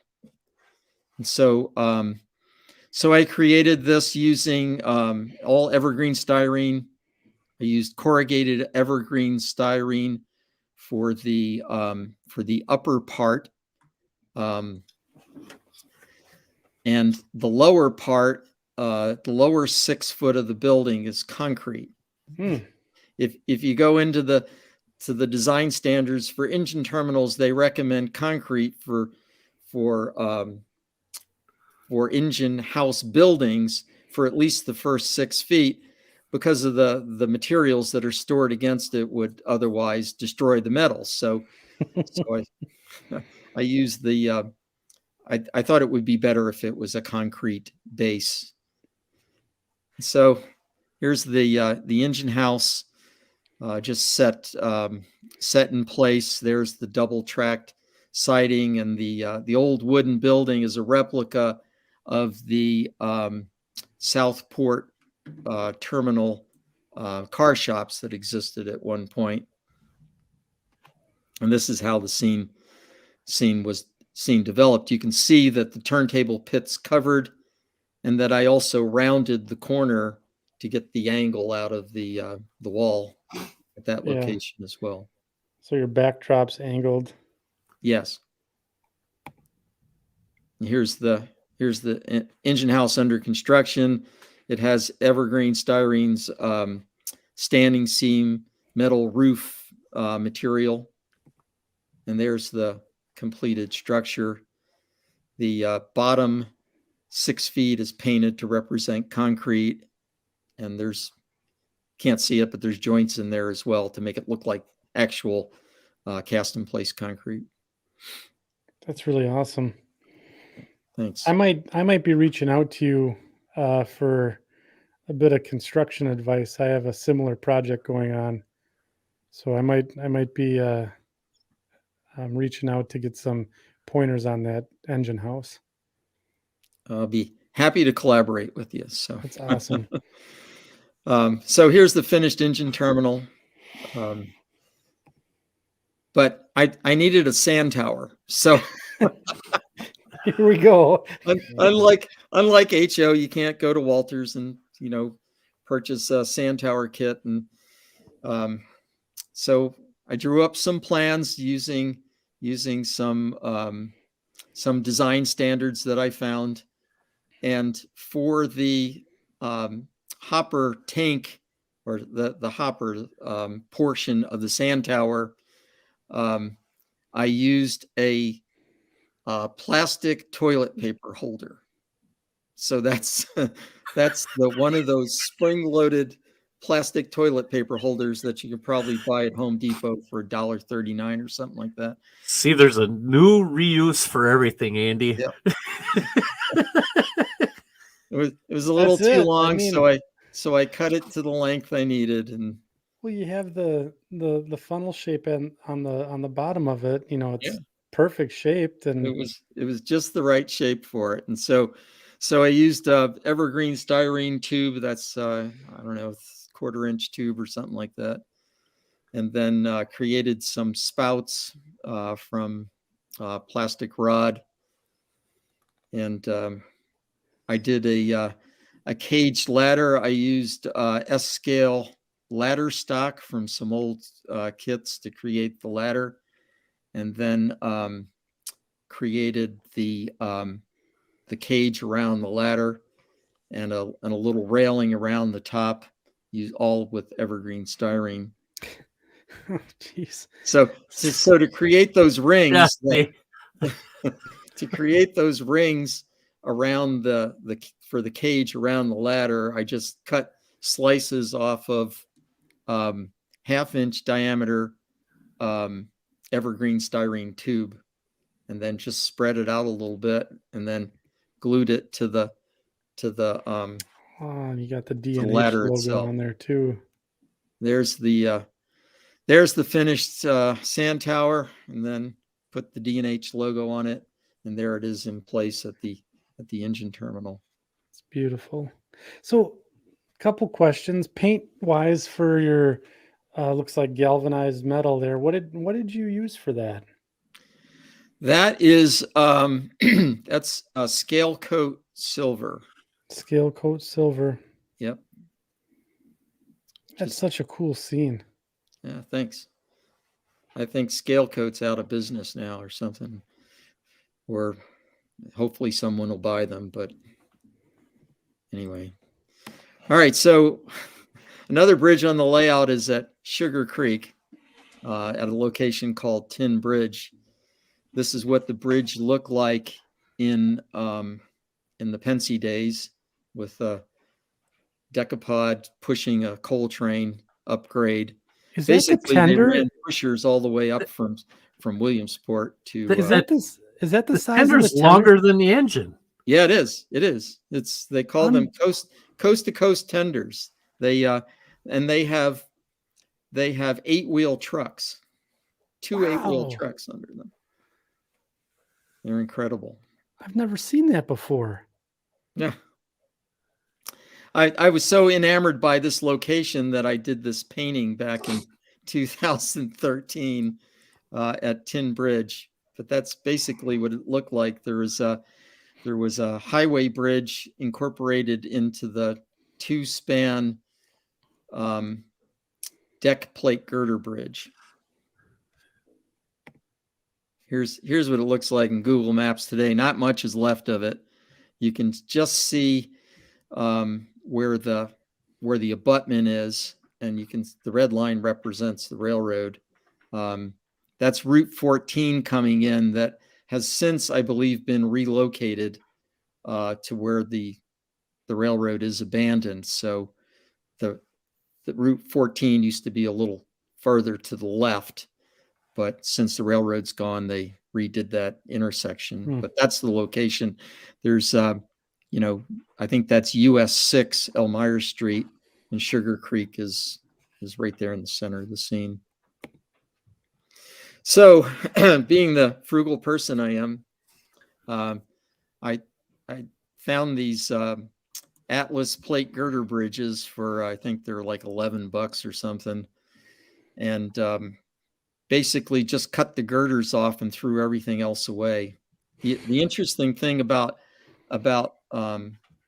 plate girders is that it's all about the ratio of height to length. So it doesn't matter what scale you're working in. The bridge will work if that ratio of height to length is correct. So in this case, it was perfectly okay to use an HO bridge. Maybe the rivets are a little undersized, but who's going to notice? So once I just cut everything off the back of the bridge girders, I started adding these plastruct beams, floor beams, I'll call them. And they're cut so that the two girders are 6 feet apart. There you can see the girders in place. I actually added little pedestals on the bottom of the bridge so that I could put the cross bracing in, as you can see here. Holy cow. I thought because because this is so close to the front of the layout, and you'll see in the final scene that it's easy to look up under the bridge. You wanted to have something there. So in this case, you'd actually see the cross bracing. So the photo on the left is the bottom of the bridge.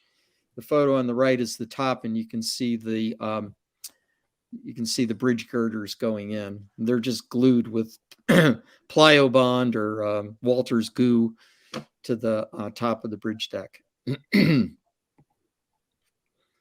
Here's the scene taking shape. The highway span is the first span that you see. The HO girder bridge is the closer span, all with the deck timbers on it.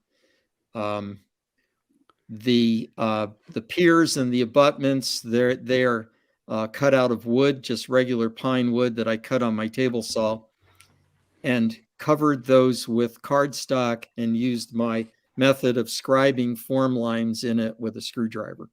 And then painted it a concrete color, and weathered it. But the first span, the highway bridge, is actually a micro engineering HO bridge that I just added the S scale deck to. Yeah, so HO scale's perfect for us. Perfect, yeah. I found some bridge shoes online, actually on Shapeways. These are HO bridge shoes. You can see them on the photo in the right, where the two plate girder bridges come together. As I did on the other bridge, I used the strapping timber with the nut, bolt, and washer castings for each tie. I did not add a guardrail to this bridge. Maybe someday I will, but I haven't as of yet. Here's the scene going around the curve toward the town of Troy. And railroad orientation wise, the track did curve actually in this direction. Then I put a backdrop in, actually built a short wall there to use as a backdrop, and used several photos here. There's actually 4 layers of photos going on in this backdrop scene. Wow. One for the roadway, one for the trees on the left, the backdrop photo, and I think there's one more layer of photos in there that are all placed on top of each other. And that's that same hill photo that you used over in the town scene over by the yard, right? With the Exactly. fence. I use that photo over and over again. And sometimes I'll take it in Photoshop and flip it 180 degrees so that it, looks different enough. So its orientation looks different enough.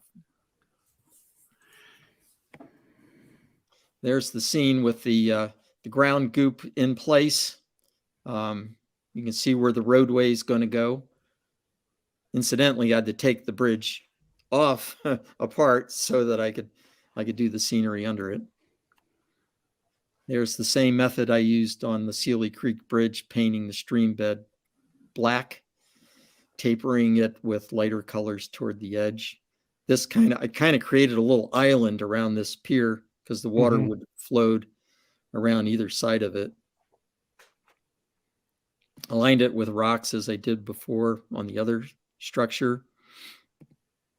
And here's the Liquitex acrylic gloss medium going in. You just paint it all around all the rocks and use kind of a swirl motion, and it gives it some texture. And there's the completed bridge. Wow. Some close-ups of the water with grass and reeds growing there. And so this is I think we've had, can you go back, Bob, just one slide? I want to focus on something here. So, or even, just showing the water in there. And, some people swear by resin, and that's great. But I have to say the using the artist acrylics gels, the gloss gels for water, really gives a realistic touch. You don't get that creep, that meniscus that comes up the side of your scenery, and it just looks. You get all of the depth without any of the headaches that resin leaves behind. Yeah, I agree. I prefer it to resin. You know, each to his own, but for me, it looks pretty darn good. And you know, in this photo, I'm literally inches away from it, and it still looks like water. So. Yeah, that's incredible, Bob. Thanks. So, locomotives. As I said at the beginning, it's a real challenge to model the D&H in the era after Conrail. And that's because a lot of the locomotives that they received as part of the Conrail merger were Conrail predecessor road locomotives. The C420s came from the Lehigh Valley, as did the GP38-2s and GP39-2s. Some of them came from Reading, and 20 of them in the 7600 series were actually acquired new by D&H at that time. So it would be hard to model the D&H in that era without these key locomotives. And the interesting thing is that none of these locomotives are commercially available in S scale as we speak. Here's a roster of the D&H 1977 era, and what I've eliminated the ones that were gone in my era. Basically, the C628s had gone to Mexico by then. The S2s and S4s were gone. The RS2s were gone. But everything in yellow that you see is commercially available, or was commercially available in S scale. So the bulk of the locomotives that I really felt I needed were the ones that are colored in pink that are not available in S scale.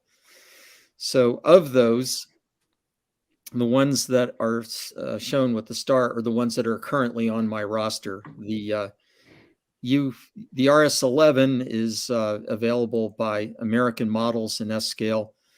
The U33C was produced by American Flyer Lionel, which at the time had scale wheels. So that's a viable model. The RF16, the Baldwin Sharks, were imported by River Raisin Models, and a limited number of them were painted in D&H, but I have a pair of those. The RS3U was built using the RS3 American Models as a basis, and that article appeared in last April's RMC of how I constructed my version of the D&H RS3U using that model as a basis. But the real challenge was building the C420, the GP38, and the GP38-2. I had the idea that, oh geez, well maybe I'll just scratch build it. So I started scratch building one out of styrene, and it didn't take me long to realize that it would require dissimilar materials to create the compound, compound curves on the hood of the model. So with that conundrum in place, I chose to go to 3D design and 3D print the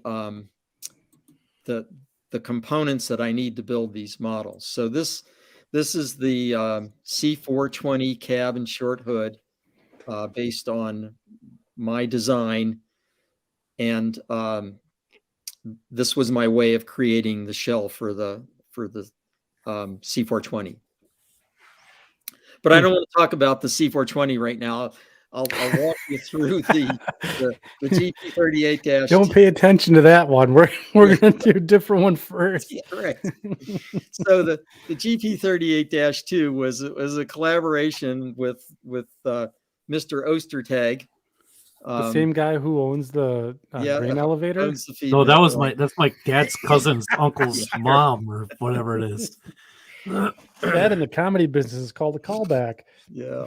So basically the GP38-2 is a scratch built frame using 3D printed components for the pilot stepwell combination, the fuel tank, the short and long hood, and the cab, and various other parts. But Mike was of great value when I needed to get dimensions for some of the parts that you can't normally find on printed plans, like what does an MU receptacle box look like? So Mike went out and measured one. I said, hey, I actually went in on lunch and I'm like, oh, Bob sent me a message. Hey, what kind of engine do you have? I'm like, oh, I got a GP38-2. Perfect. Can you go measure this? I'm like, sure. So I walked back out, I measured it, made a little drawing of it. And somewhere I have a whole file of all the little drawings and pieces of paper on the backs of bulletins and all the stuff that I had taken and all the measurements I took. And I took a picture of it and I sent it to him, and he made the 3D print then out of it. So, Bob, quick question. Boxcar the Husky is asking, is the frame styrene? Yes. In fact, I can answer that by showing you. So cool. I'm going to walk you through how I did it. So this is the 3D design for the one-piece pilot and stepwell combination. So it's got all the details. Even the steps are perforated. So you can see the back side of it on the right-hand view, and there's slots in there, and those slots are designed to accept brass strips that form the structure of the frame. These are the 3D prints themselves. In the translucent material, you really can't see the details, but when they're painted, it's really sharp. So I use 1/16 by 1/4 inch K&S brass strips, and I drill and tap them and mechanically attach them to styrene strips. You can see the composite strip there, where it's mechanically attached to the brass strip, and the brass strip prevents the frame from bending. And the deck itself is styrene, as you can see in this view. And the reason the plastic is mechanically connected to the brass strip is so that you can use styrene cement to glue that to the deck. Excuse me. And so here's the composite beams inserted into the back of the pilot, and these are secured with epoxy. So epoxy forms a very strong bond between those dissimilar materials. And so here's the basically the completed frame. And I think this will answer your question. Yes, it's a styrene frame, but it's reinforced with these brass strips.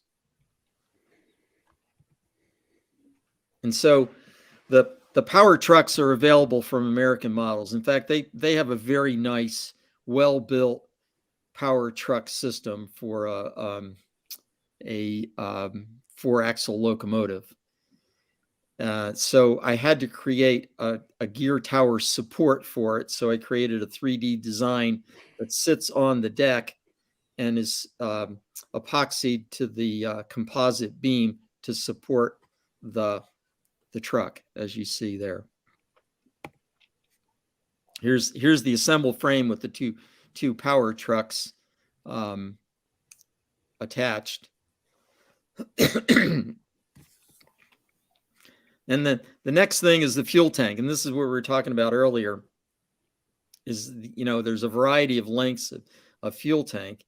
I could have 3D printed the entire tank, but then every time I wanted a different size tank, I'd have to 3D print one. Plus, you saw the staggering costs of some of the 3D prints from Shapeways.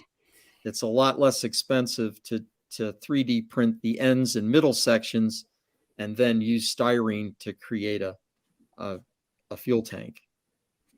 And so it has these cross pieces that tie it all together.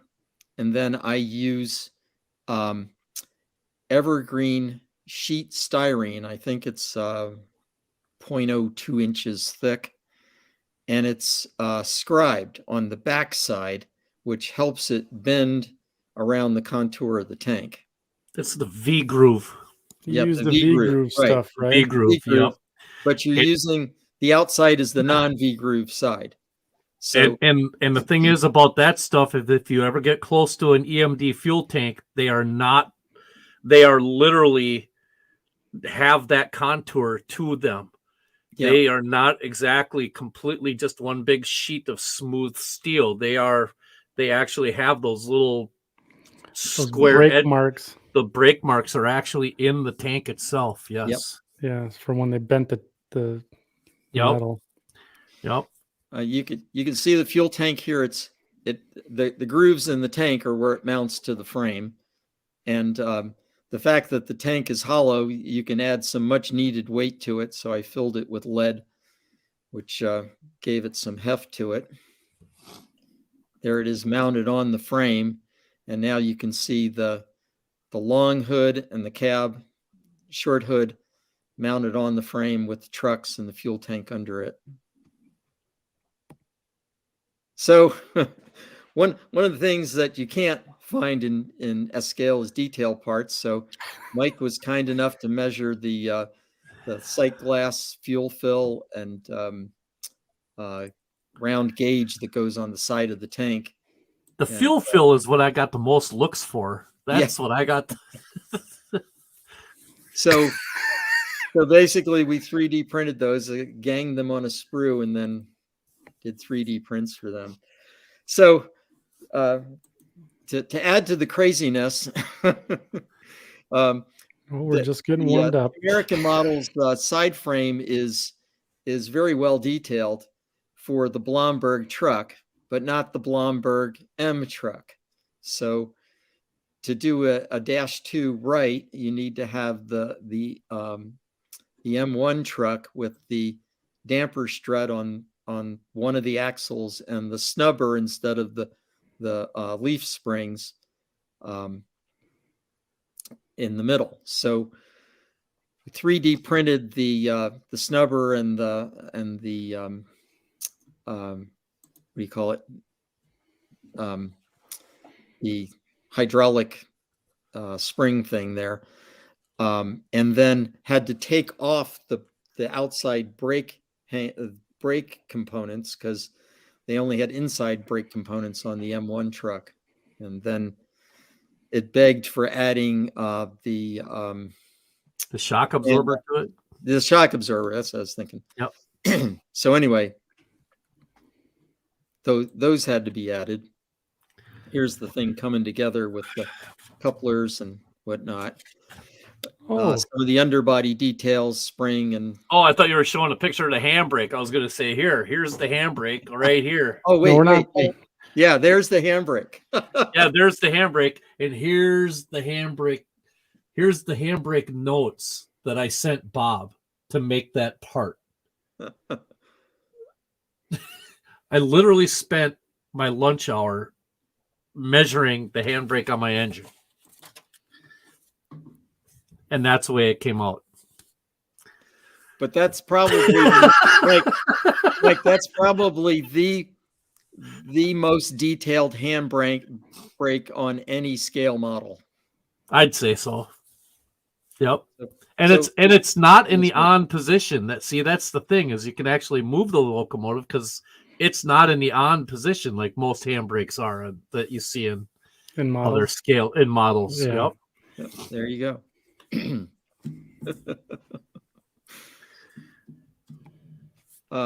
The other thing we did is 3D printed bolster ends, and you can see those on the photo on the left. And the other piece of craziness was the 3D printed radiator section grill and backing board. So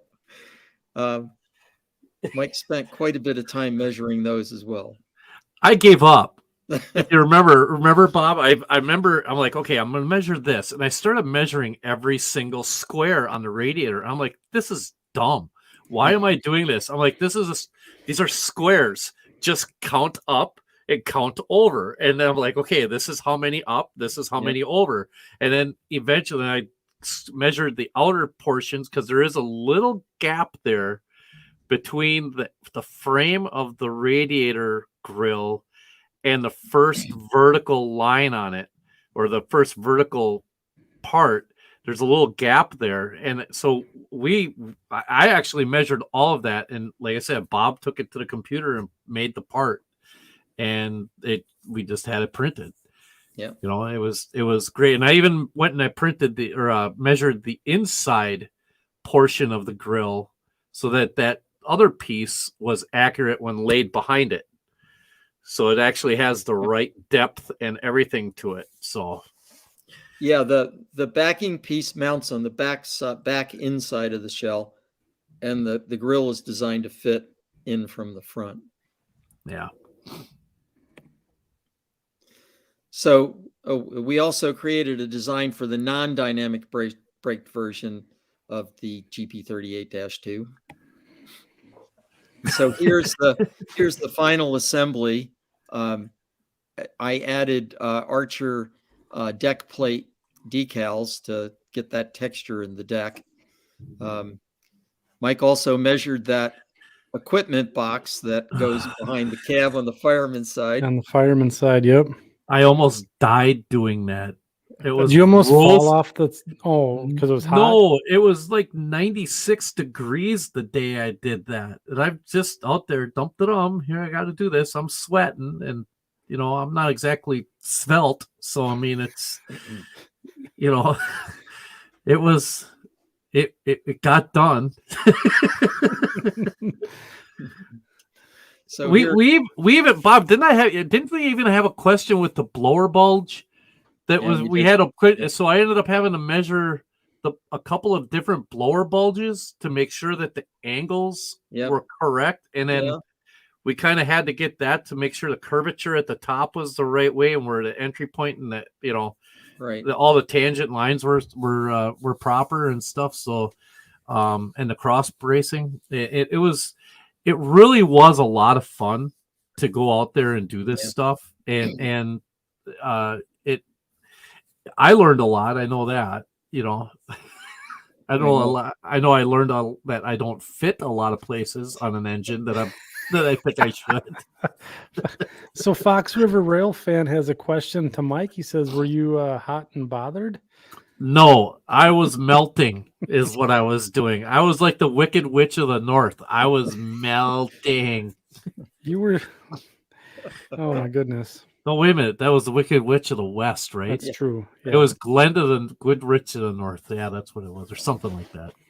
Right. So, but the point is that, there's really good plans that appear in model magazines, but, to really get the details of the things you can't see in those plans, like, for example, the frame and the fuel tank, those don't appear. They're good dimensions for the overall model, but those tiny things are that, and that's where Mike's work was invaluable.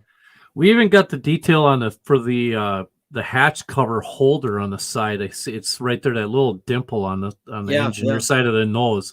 That's actually just a holder to hold the latch up so that when you flip that door open, you can get the batteries out without the door falling down. Definitely. That's all that's for. And so we measured those, and we got those right. The door latches were measured. Everything was measured, to try to get as accurate as possible, I just had. It's just lucky that I have the ability to be able to do that. It's kind of an unfair thing that I'm able to just walk to work and go and do that. Yeah. So here's my prototype reference model. It was formerly Lehigh Valley 324, and it was patch painted for the D&H for many years. Some of these things were probably never painted in D&H colors until the very end, maybe. But when they renumbered them, all the D&H did was put a 7 in front of the 324. That's why the number is off center on the side of the cab. Oh. And just stencils on the front and side. That's the prototype. And there's my version of 37324. Oh yeah. That's awesome. I love the faded patch out. Yep. And then the D&H in the middle there. That's cool. Well done. Thank you. And next up was the GP39-2. Used all the same construction methods and details. The obvious difference is that the entire long hood is different, but it was easy enough to change the electronic files to be able to print that. It used all the same techniques, different fuel tank, obviously different fuel tank details. And one other detail that's significantly different is that sometime in the 70s, EMD changed the pilot steps. Notice how the pilot steps has that notch in it, vertical notch, and that means that the bottom step is wider. I don't know why. Maybe brakemen are wider these days. I have no idea. That's such some are. Cool paint scheme. The D&H blue and gray. That is awesome. Yeah, it's an awesome paint scheme. So this is not my model, but someone actually took our GP40 design and actually built a GP40 from the Shapeways pieces. That's awesome. Yeah. This is a straight 40, not a 40-2. So they're out there. That's really cool. Yeah. Then, of course, this is the C420. Using the same principle. There's fortunately brass side frames available for the Alco models. The challenge in this model was the handrail stanchions. You can get handrail stanchions from Des Plaines Hobbies for the EMDs, but not for Alcos. So I actually ended up using Athearn Blue Box EMD handrail stanchions for the C420. Wow. So what's next? I don't know. I started working on a design for the C420M, which is the shorter nosed Alco Century cab and short hood. That could be used for a C420M. I started working on the C424 long hood, and who knows, maybe someday a C628. But anyway, here's just some photos of the layout and equipment. Scenes along the layout. Wow. Terminal. And that's it. That's fantastic. I vote for the C628, Bob. That's all. That's all you got. Jeez. Well, we're 2+ hours into this, so I did have a question that I wrote down from Relatable 100. Okay. He wanted to know what do you use for ballast on your railroad? Good question.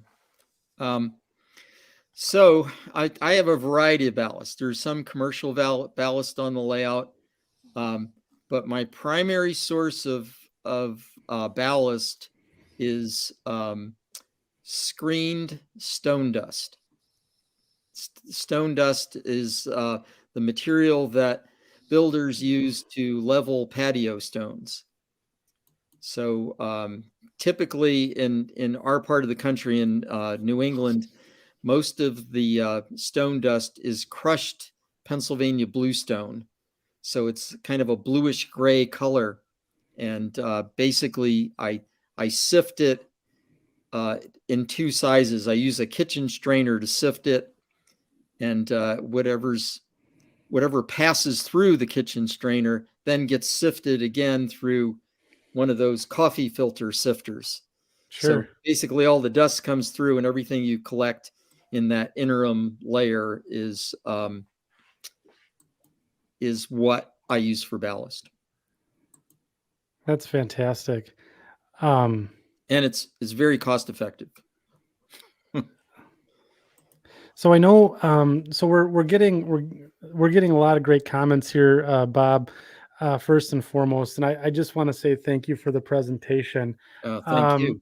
And I think you had some more content lined up for us for this evening. However, I think we're going to have a part 2. Okay. Yeah. I was just messaging Mike offline there. That's going to be 2.5 hours alone. Yeah. So I think what I'd like to do though, since you have the screen share up, can we do a teaser of the content, and let's see what the section crew thinks, if they want to see more of this on a future show.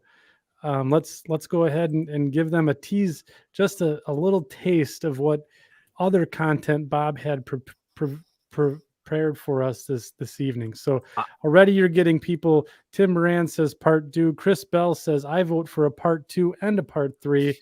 But Bob, do you want to cue up your other piece here that you had for us? So see right there.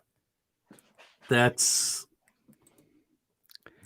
so one of the things that we wanted to bring to this evening was some rail fanning, and I know that Mike has been also toying around with the subject of doing a rail fan show as well. So seeing what the prototype is, and anyone, just throw your vote into the chat now. Are you interested in seeing this presentation that Bob has put here, rail fanning St. Louis in the 70s and 80s? So throw that in here. Throw that in. We're getting all sorts of. Yeah, give him another shot there, Bob. Yeah, why don't we do one more teaser? Maybe here. one more little shot. Just grab one and pick one and throw it out there. See what you got. All right, hang on. Let's see what. Let's something good here. Harry, here you go. How about this one? Oh, jeez. What? Yeah, talk about rare. So these were brand new SD40-2s being delivered to the Katy, and it's obvious that they painted their own green safety stripes on them, because this is as delivered. Yes. See. Yeah. So I think what we'll do is we'll wet the palate here, but I think the vote is overwhelmingly in to bring Bob back. And so what we'll do is Mike and Bob will do. You want to do the rail fan show? Yeah, we could do that. And maybe we can figure out do a rail fan show. Maybe we can have some of the section crews send in some of their rail fan photos. Yeah, instead of a once on your workbench, what's trackside? Yeah, what's trackside, or we'll come up with a catchy little name for it or something, and then maybe make this kind of a little bit of a thing, and Bob can be the inaugural guest on the rail fan show portion of the show, and then we can start having other people on to do that kind of stuff. Yeah, maybe like another new segment. We'll test run it here. Yeah, I think we'll throw it against the wall and see and see what sticks. So Chris Bell's comment. The horror. yeah. Unstriped, uncaged breed. The horror. Oh, that's good. So Bob, why don't you what we can do is we'll get you back here to the show. You could do the stop sharing bit at the end and at the bottom there, and we'll get you full screen back so you can see us and interact again with everyone. So we're gonna take a commercial break here in just a few minutes, but I do want to extend to the section crew in the chat this evening. If you have any questions about the work that Bob displayed this evening, let's get the comments and questions into the chat so I can get them in front of him as we wrap up the show here. But we are going to take our commercial break, kick it over to the Greasy Meat Hands Band, and we're going to go ahead and do this week what's on your workbench. So stick around.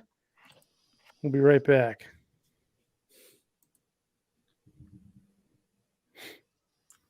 What happened to the audio?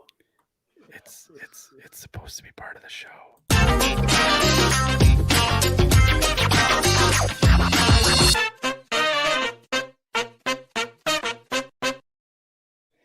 All right, section crew.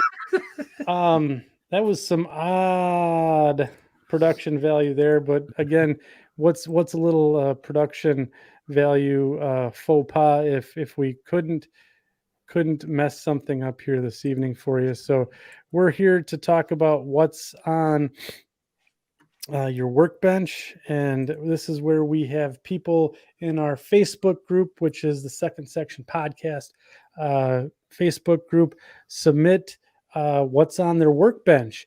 And the crack panel here is going to review, make comments, and award the dubious honor of workbench of the week to one lucky soul.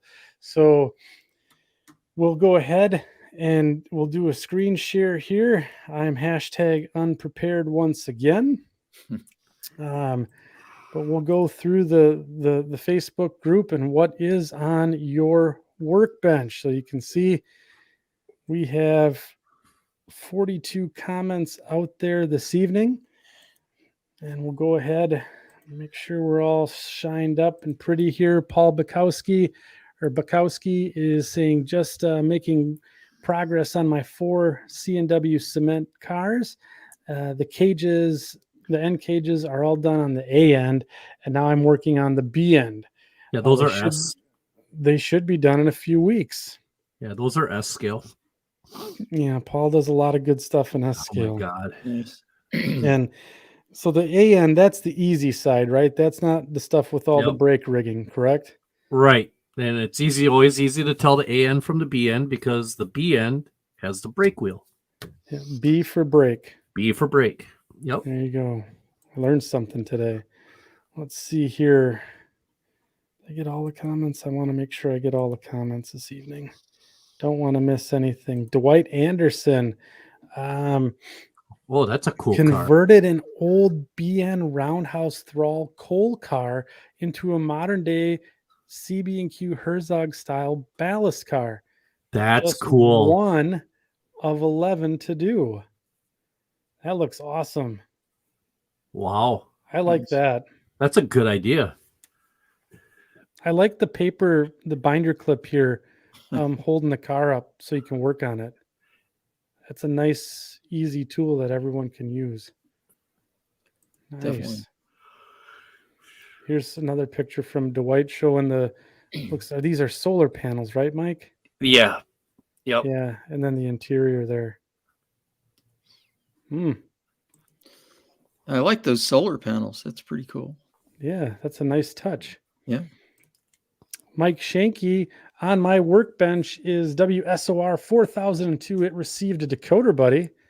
I put in the LEDs for the head and rear lights and now have to figure out how to mount the ditch lights.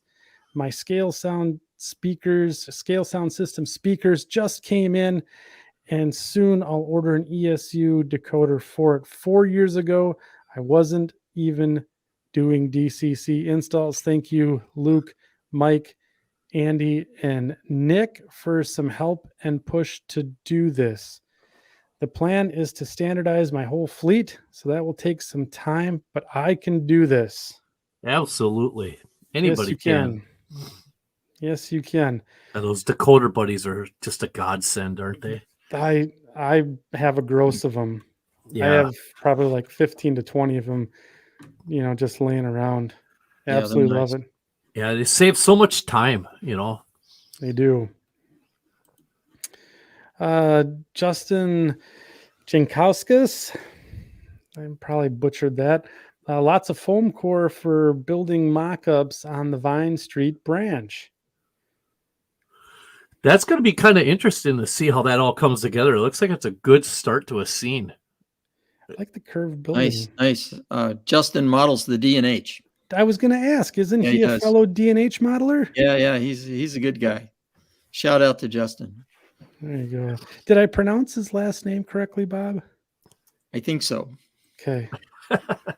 Sounds good. Oh, Bob Menzies. Everyone murders my last name, so I can sympathize.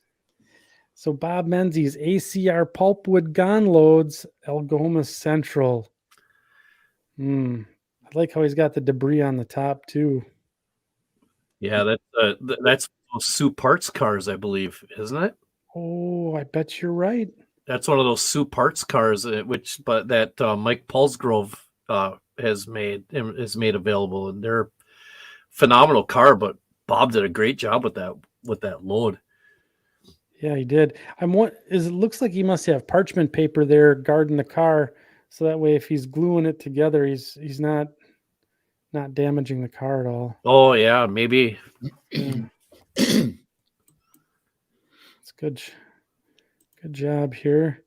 Gary Dupre, some new purchases. Been working a lot on top of moving, so I don't have much time for else. This RPO was waiting on 3-axle trucks, but other than that, it's a pretty standstill here. Nearly done building my SPNS train number half. Okay, is that Z scale or N scale? I have no idea. It almost looks too small for N. It really looks good. It does look SPNS good. baggage cars 90 and 91. On the left, RPO number 31, center lower. The Mount St. Helens Sleeper Lounge is center upper, and a fluted SPNS 307 to 309 series XMKT 56-seat coach. Wow. Cool. That's really We'll have to give us give us an idea as to what scale that is. All right. Got Neil Erickson. I finally finished up a number 10 curve switch in HO. It needed a 30-inch radius on the inner curve to drop into a helix for a friend. Now, I thought friends didn't let friends build helixes. Or curved turnouts. Or curved turnouts. Yeah, there you go. There you go. And Neil says here the workbench has a few other projects on it too. Yeah. Wow. It's good to see Neil at the workbench here getting some projects done. Nice steam locomotive off on the left-hand side there. Soldering iron for the switch. Yep. We still got plenty of space here, Neil, though, off to the lower right-hand side of this picture. I think you could get maybe 1 or 2 more projects in there. A lot of space. Let's see here. Alan Kleypas workbench of the week. I'm going for workbench of the millennium because that's how long it'll take to get all of this built. Right. Let's take a look here. Oh, you've done nice use of the vertical here, and you got some really nice organization. But you got the vise here on the right-hand side. This is pretty good. And then, we could get a couple of these project boxes. We get a few more on here because I'm looking here. These are all of his, looks like the project Holy boxes. cow. Holy This is his, jeez. as we would say, his card of shame Yeah. of models that look, or projects, I'm going to guess. So I think you can get a few of those totes on there and start working. Holy sure. cow. Wow. There we go. Looks like we got foam stockpile here for the layout. Well underway. Well underway, Alan. Yeah, he's got quite a few picks here. There's taco sauce and Warhammer paints and all that good stuff mixed together. Real good selection here. Well done, Alan. All right. Let's see here. Nick Santos coming in tonight, working on this locomotive again. I'm adding a working scale step lights and working scale ground lights. I decided that the warm white was the best for this era. Oh yeah. Yeah, you'll have to anything keep us that'll show posted, like an Nick. incandescent bulb. Anything that'll look like an incandescent bulb is going to be good for your step lights up until the LED stuff came into vogue.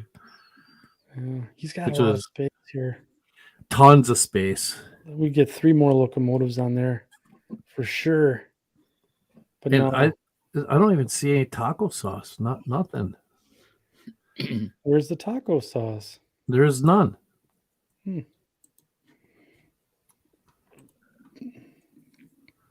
think we have former Workbench of the Week winner Timmy Elam Chapman working on N-scale pilings. Wow. That impressive. is outstanding. That's amazing work right there. Timmy's Wow. excellent modeler.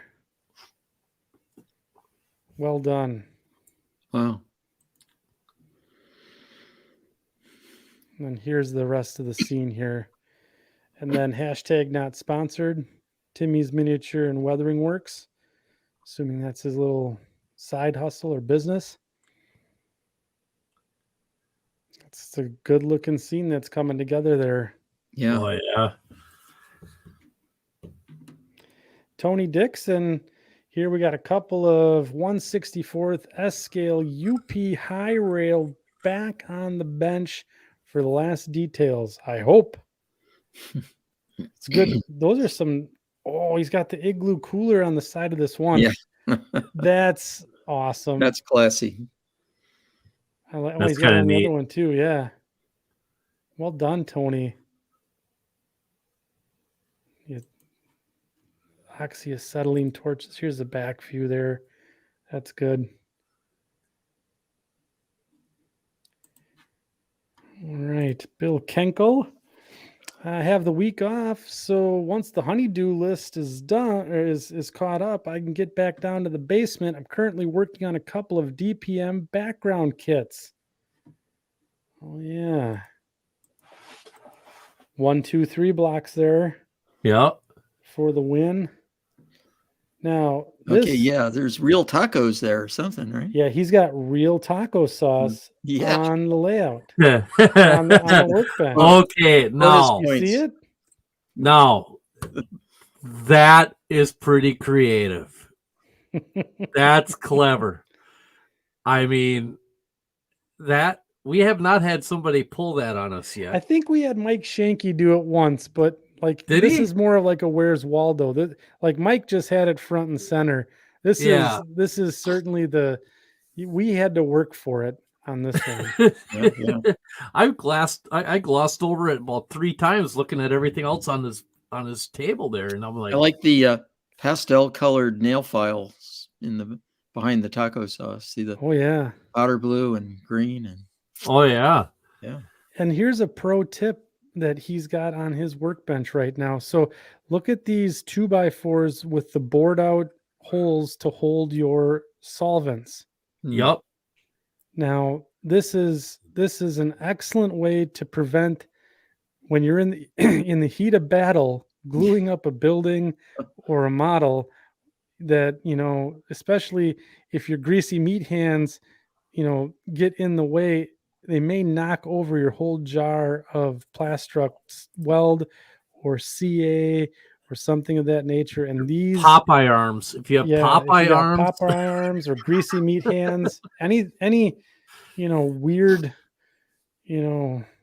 arm or hand, appendage flying around, it will knock. It is just a magnet to knock those over. So these 2x4s bored out are a godsend. They will save you all sorts of headaches. So good work here, Bill. I'm gonna take a note on this one for real taco sauce. yep. Yeah. Peter Moyle, greetings all. Today I'm finishing up rebuilding of a Cato SD40 for my Railroad of Lies, the Pond Oreille and Western. Thank you, Peter, for helping me with the pronunciation. And because I can't finish one task before I start another, I also just started to put together a faller structure kit. And between working on those is the never-ending task of making trees. Wow. That's That's one monster tree, isn't it?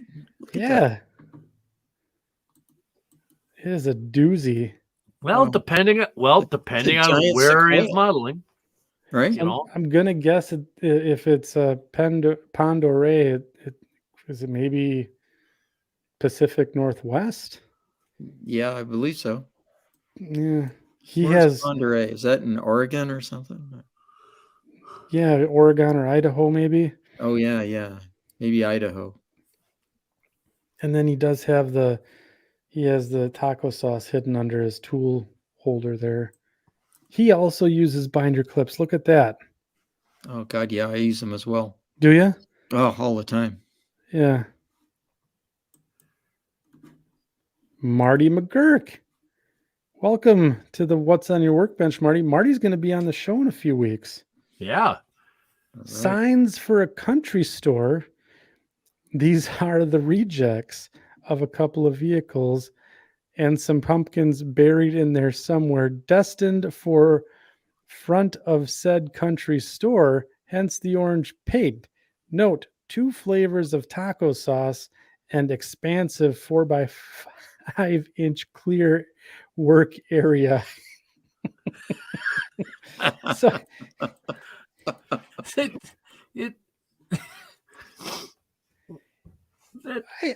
Marty, we could probably squeeze one more project in here, I'm thinking. I think 2, because right there 2? by the handle of the Xeron tool, that the track nipper there, and then just on top of it, above it, right by that thing Yeah. with the green, you could get a couple extra little I think projects. you could do it like maybe get a super tree started right here by the nippers, and then And maybe a car or a vehicle of some sort up top of it.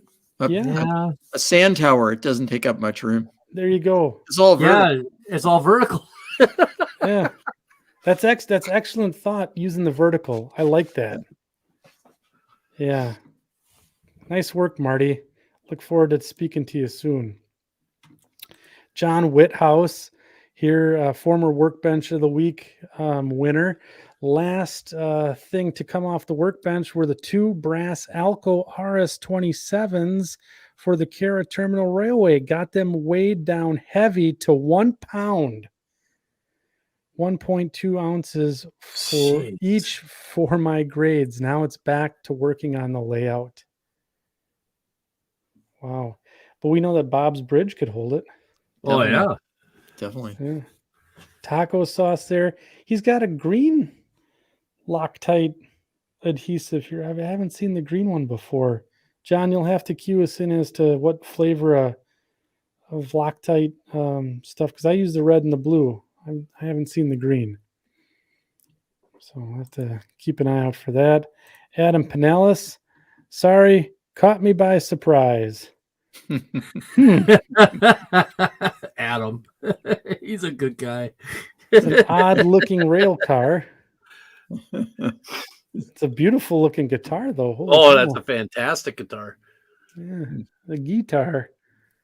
Is he going to lay some tracks on the neck of the guitar or something? Oh, that could be his staging, and because he did model N scale for a while, so you could get a track or two on the, Ooh. you could get a track or two on the neck, and Yeah. then he doesn't Yeah. have to. He could hand lay that too, because all the Oh, yeah. frets, You the go. frets could be the ties, Yeah. and then he just kind of. Now we're cooking with propane. Yeah. I'm gonna guess. Oh, and then the last railroad project here. This Yeah, is what is going on here? This is a real yeah, he's got his own. 7-inch. Yeah, I think it's 7-inch. Yeah, makes his own trucks, the whole 9 yards. He builds his own cars. Yeah, Beautiful bandsaw in the background there, and nice drill press. Oh, look at that. Holy cow. Now, what would have capped the whole thing off if there was one little bottle of taco sauce on that table right in front, right there? Yeah, right here, just a Just- bit of Tamiya Just panel because. line. Yeah. Excellent line. The panel line wash. Yeah. Yeah, unbelievable. Was that a Lincoln pin coupler? Draft It gearbox? looks kind of like it, doesn't it? Yeah. I think it is. Well, yeah, sure. Way to go, Adam. Good eye, Bob. Jeff Anthony working on 2 different Banger and a Roostic wood chip cars. Wonder Cutter on the left has been a game changer. # not sponsored. Wow. This is We got some good stuff going that- on here. That's a good one. I like the Flow double cutting mat. quill. Yeah. Blue and the green. In case you cut through the green one, the blue one's The blue one will stop it for you. Or Yeah, if you right. spill the flow quill, you won't melt your desk. yeah, right. So you don't see that very often anymore. Modelers with flow quill out on the bench. Mm. All right. Well done, Jeff. All right. John Garvin here, still plugging away on my father-in-law tribute building. I have the sign done and many details to add. Now, I remember him sharing this early on. This building has really come a long way. Yeah. So well done, John. This is really good work. Sign turned out nice. I like the fans in the windows and stuff on the Nice. on 3rd story there. That's really cool. Ooh, a purple cutting mat. He's got a purple cutting mat. Nice. He's got some detail parts coming out here. That's a lot of work here. Well done, John. Paul Scott, August. No current projects on the workbench, but Osseo, Wisconsin is forming above the workbench. Foam and Nice. cork glued down, bus wiring added, fascia painted and added, cardboard mock-ups of the buildings I will need. Track plan is taking shape. Still need to cut out the area of fascia above the workbench. Yeah, you got a little low clearance there. That's for Yeah. sure. Head knocker. Yeah. Like So the, he's got a foam pipe insulation edge protection on his workbench. Yeah, he does. it's actually a good idea, really. Yeah, it is a good idea. That's good. Well done, Paul.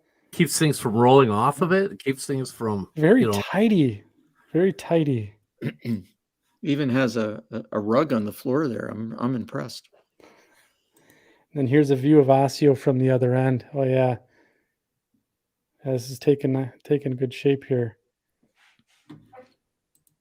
And then back to Mondovi, added some more log piles for the sawmill. Those are really turning out good, Paul. And Paul's got a nice YouTube channel as well.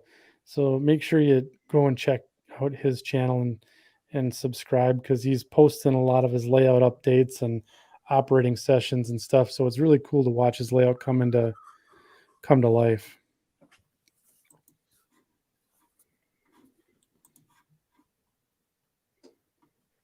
Oh, and then the sticker board. Gotta have that. Yeah. Gotta have the sticker board. All right. Let's see here. Joseph Ginto, says the new Touch of the Brush studio space is coming along. There is a lot to do, including finishing up clients' projects and starting new ones and beginning working on my NMRA clinic presentation for Dallas, Texas. But having this new space is an encouragement to achieve these goals. So, yeah, Joseph's got a YouTube channel as well where he shares a lot of his modeling and weathering techniques. So, Touch of the Brush weathering, make sure you're checking that out as well. He has an instrument over here in the corner too, it looks like. Wow. I have to ask about that. But yeah, workbench is pretty tidy. You'll have to get that get to work there. Linton Towell or Towel. I'm going to say Towell. Bit of a mess right now. Took the day off to enjoy your podcast today, adding details to the 143rd 12 class and trying to finish the ESU 38 class sound project. Wow. Those are some really cool models. Look at this. This is, I don't know if this is a kit or if this is a scratch build, labor of love, but it's pretty impressive. That's cool. That's amazing. Yeah, well done. Paul Bellamore. Hey, we remember him from the last show, right? Yeah. Everything from last episode is still on my workbench. I hope I showed you all a trick or two. Oh, What? I No way. No way. I picked up some of those clear plates at Dollar Tree. Yeah, did you? Yeah, I picked up 2 packs of them. So, I was walking past them. I'm like, oh, those are what Paul was talking about. I'm like, okay, I'm going to grab these here quick. Yep. So, and the last time I was in Hobby Lobby this week, I went and picked up some Liquitex paint. yeah, I got to get over there. I got to get over there and do that yet too. What was that, Bob? Good stuff, Liquitex. Yeah. Use it all the time. I weather my track with it. I paint my ties different shades of Liquitex paint on Flex Track.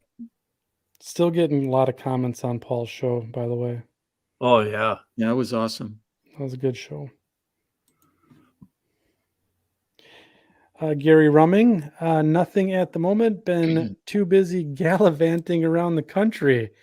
Well, Gary, we'll look forward to next show, seeing what you have on your workbench. Well, we expect some train picks then. We do. If he's gallivanting around the country, we expect an update. Robert J. Thomas, working on building and decaling a few of my Wichita Northwestern freelance fantasy scheme cars to send out to friends. Great show tonight, guys. That's cool. That's real nice. Tip of the hat to the freelancers. Yes. Yeah. Yep. Nice logo. I like that. Well done. Thanks for sharing that, Robert. That's cool. Those almost look like those decals almost look like the old Don Manlick style when they used to get them. Don used to make those where you had multi-size logos and then a bunch of stuff like that. All the information. Oh, and here's your compass, Bob. Yeah. There you go. Well, yeah. Technically, those are dividers, but that's the type of point that you use for making rivets. Yeah. And then just a note here, and we may have called this out on Robert's workbench before, but you can see here, he also used foam to hold his Plastruck solvent. So you can use foam board out as well. I've employed both methods. And then he also has plywood here board out for his other stuff. So really good idea. Saves you a ton of spillage in the long run. So, all right, gang. That's going to take us down to the end of the comments here for what's on your workbench this week. This one's a tough one. We'll have to do a little voting here. I go with the taco sauce guy. Who was that? Bill? Bill with the actual packet of taco sauce. Let me see if I can find Bill's comments. Bill Kenkel, I believe, was the one who had Yeah. the actual taco sauce on his workbench. Let's see here. Bill There it is. Kenkel, right here. Yeah. Yeah, there is. That's classic. Yeah, I think Bill Kenkel is going to take our workbench of the week championship this week. Well done, Bill, and good luck to you on the DPM kits. That's for sure. So Those are nice. Those are nice kits, actually. If you take the time to really kind of do the sanding and the filing and get all the flash off of them and stuff like that, they're really actually nice little kits. Really versatile. You can almost make anything you want to with them. I'm just writing down my notes here for Bill. He's the winner.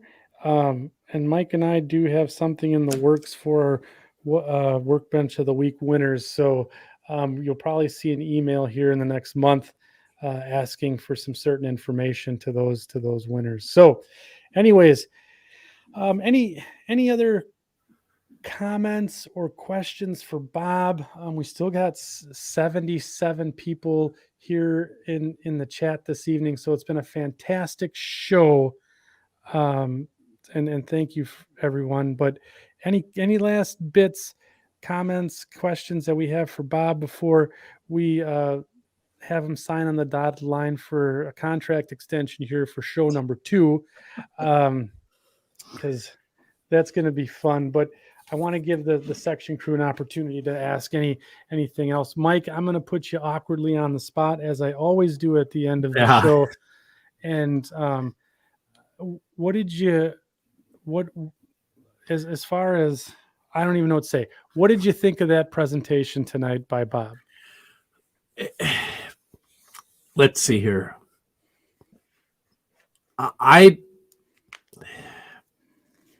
Bob and I are very good friends, and like I said, I've been to his house, I've been to the layout, I've seen this firsthand. It absolutely, seeing the steps that took for some of this, and having worked with him on these locomotive projects and stuff, I kind of like to think we kind of know how each other's mind works, which for him is scary, to think what's inside here. But I mean, to see all the steps and the passion that went through making sure the stuff was done the right way, so it was not just aesthetically pleasing and proper, but really functional, and it's just, it's inspiring to know that, I know you said, what did you say, Bob? It took you 2 years to get the bridge done? Yeah. But then again, look at the result. I mean, that just, if you have a large project, the IKEA bookshelf or the IKEA shelf is a perfectly fine stand-in until you get that project done and get it done the way you want it to look. And how many times did you have to start that over, Bob? Did you start a part over because it just wasn't coming out the way you wanted to with that bridge? Yeah, I think there was a few of those early laced girders that didn't make it, but once you get the hang of it, they. Yeah, I mean, and that's exactly it, right? I mean, if you have a project that you're doing, it's okay. Nobody gets it right on the first shot as a general rule. I mean, Right.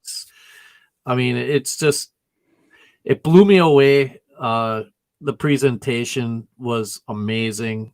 Like I say, Bob, not only are you a really good friend of mine, but you're a hell of a modeler and one of the best artists I've ever known. I've had the pleasure of knowing. I mean, it really, really was a pleasure and a treat to have you on tonight. Thank you very much. Thank you, Mike. I appreciate that. We've known each other. I'm trying to think how long it's been. It's probably been 8 or 9 years. 8 or 9 years. Yeah. Yeah, every bit of that. So, See, this hobby brings people together, and that's the best part. Yeah. for me Yeah. anyway. And that's S skill, folks. So, it can be done, Yeah, there's 9 of us out there, right? Yeah, 9. Yeah. Yeah, maybe, 9. maybe we're up to 10. Well, after tonight, we might be up to Might be. 10. Well, I don't know.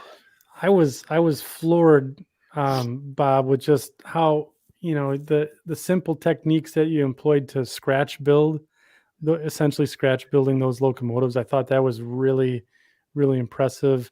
The bridge work, and then the scenery for the rivers, I really, really liked, and then how you applied the perspective with the backdrops and the mid ground and then the foreground, and enforcing that perspective in ways that was really well done. I was very impressed seeing that. And The photo layering, that was something I never would have thought of. no, Yeah, that was that just I just happened across that. I'm thinking, okay, well, this one scene looks good with the buildings, but there's no mountain in the background. So I figured, well, why not try to put them together? And it worked out seamlessly. And the thing is, all the backdrops are printed on heavyweight paper, so it's almost like cardstock. Yeah. So you have to be careful when you cut it out, and you're going to layer one on top of the other. You actually have to color the edge where you cut it. Otherwise, you're going to see this white stripe going through the center of the backdrop where the cut edge is. So I have one last question for you, Bob. So what's next?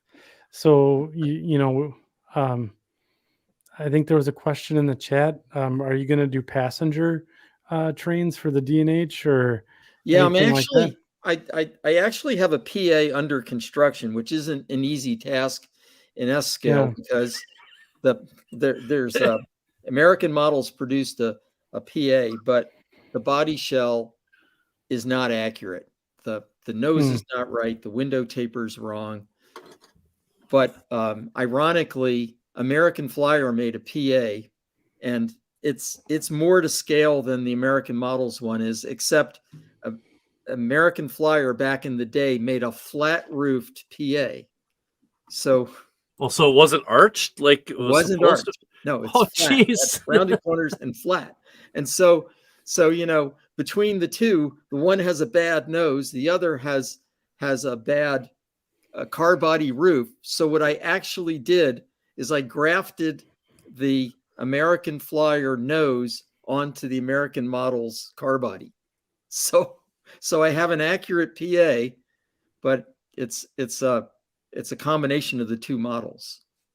So wow, it's outstanding. I don't have it down the layout room with me, but I'll post a photo of it so you can see it. But yeah, the plan is to have a passenger train, but it won't be a revenue passenger train. It'll be either an office car special or an excursion train, just to run through the layout.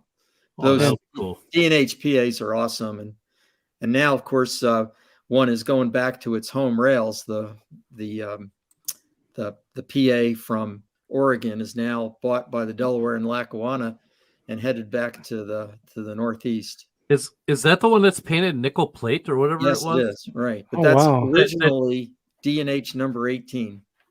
Wow, really? Yeah. I did not know that. So is that going to get put back to its original? I don't know. Delaware Lackawanna has been real quiet about that. I imagine that they will, but who knows? Because I mean, you're going to need a lot of isopropyl alcohol to strip that shell. 99%. Yeah. Yeah, you'll need the 99% to strip that one down. Yeah, sure. No, anyway, that's fantastic. So what's next for your layout then?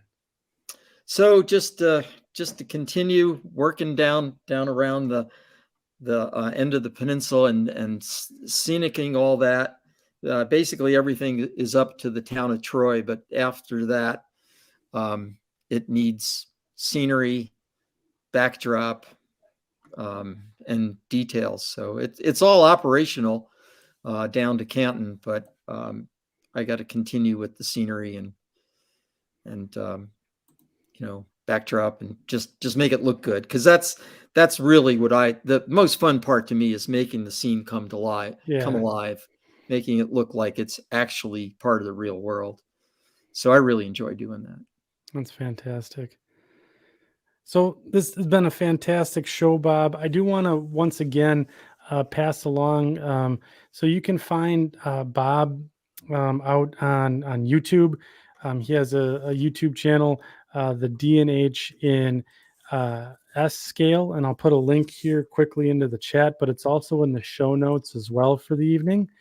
And then Bob also has fantastic Facebook group, the D&H in S scale in 1977. So make sure that you're checking that out as well.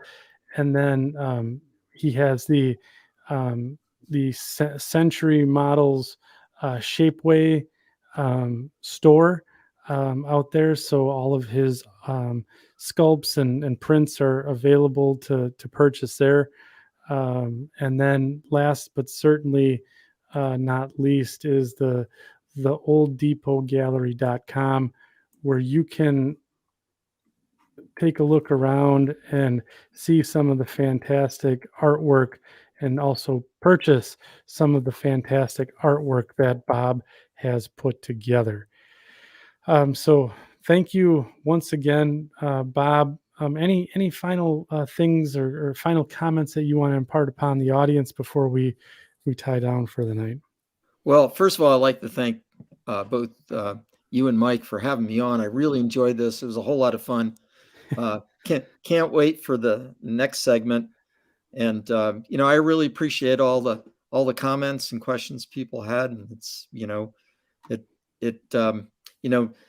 a lot of what I've done, other modelers have done. I can't really take credit for much of it being original. People inspired me, like people like Tom Johnson and Mike Confalone, Mike Rose, people like that inspire me, and I'm just hopeful that my modeling inspired somebody else tonight, and that's what it's all about, having fun with it, and great camaraderie.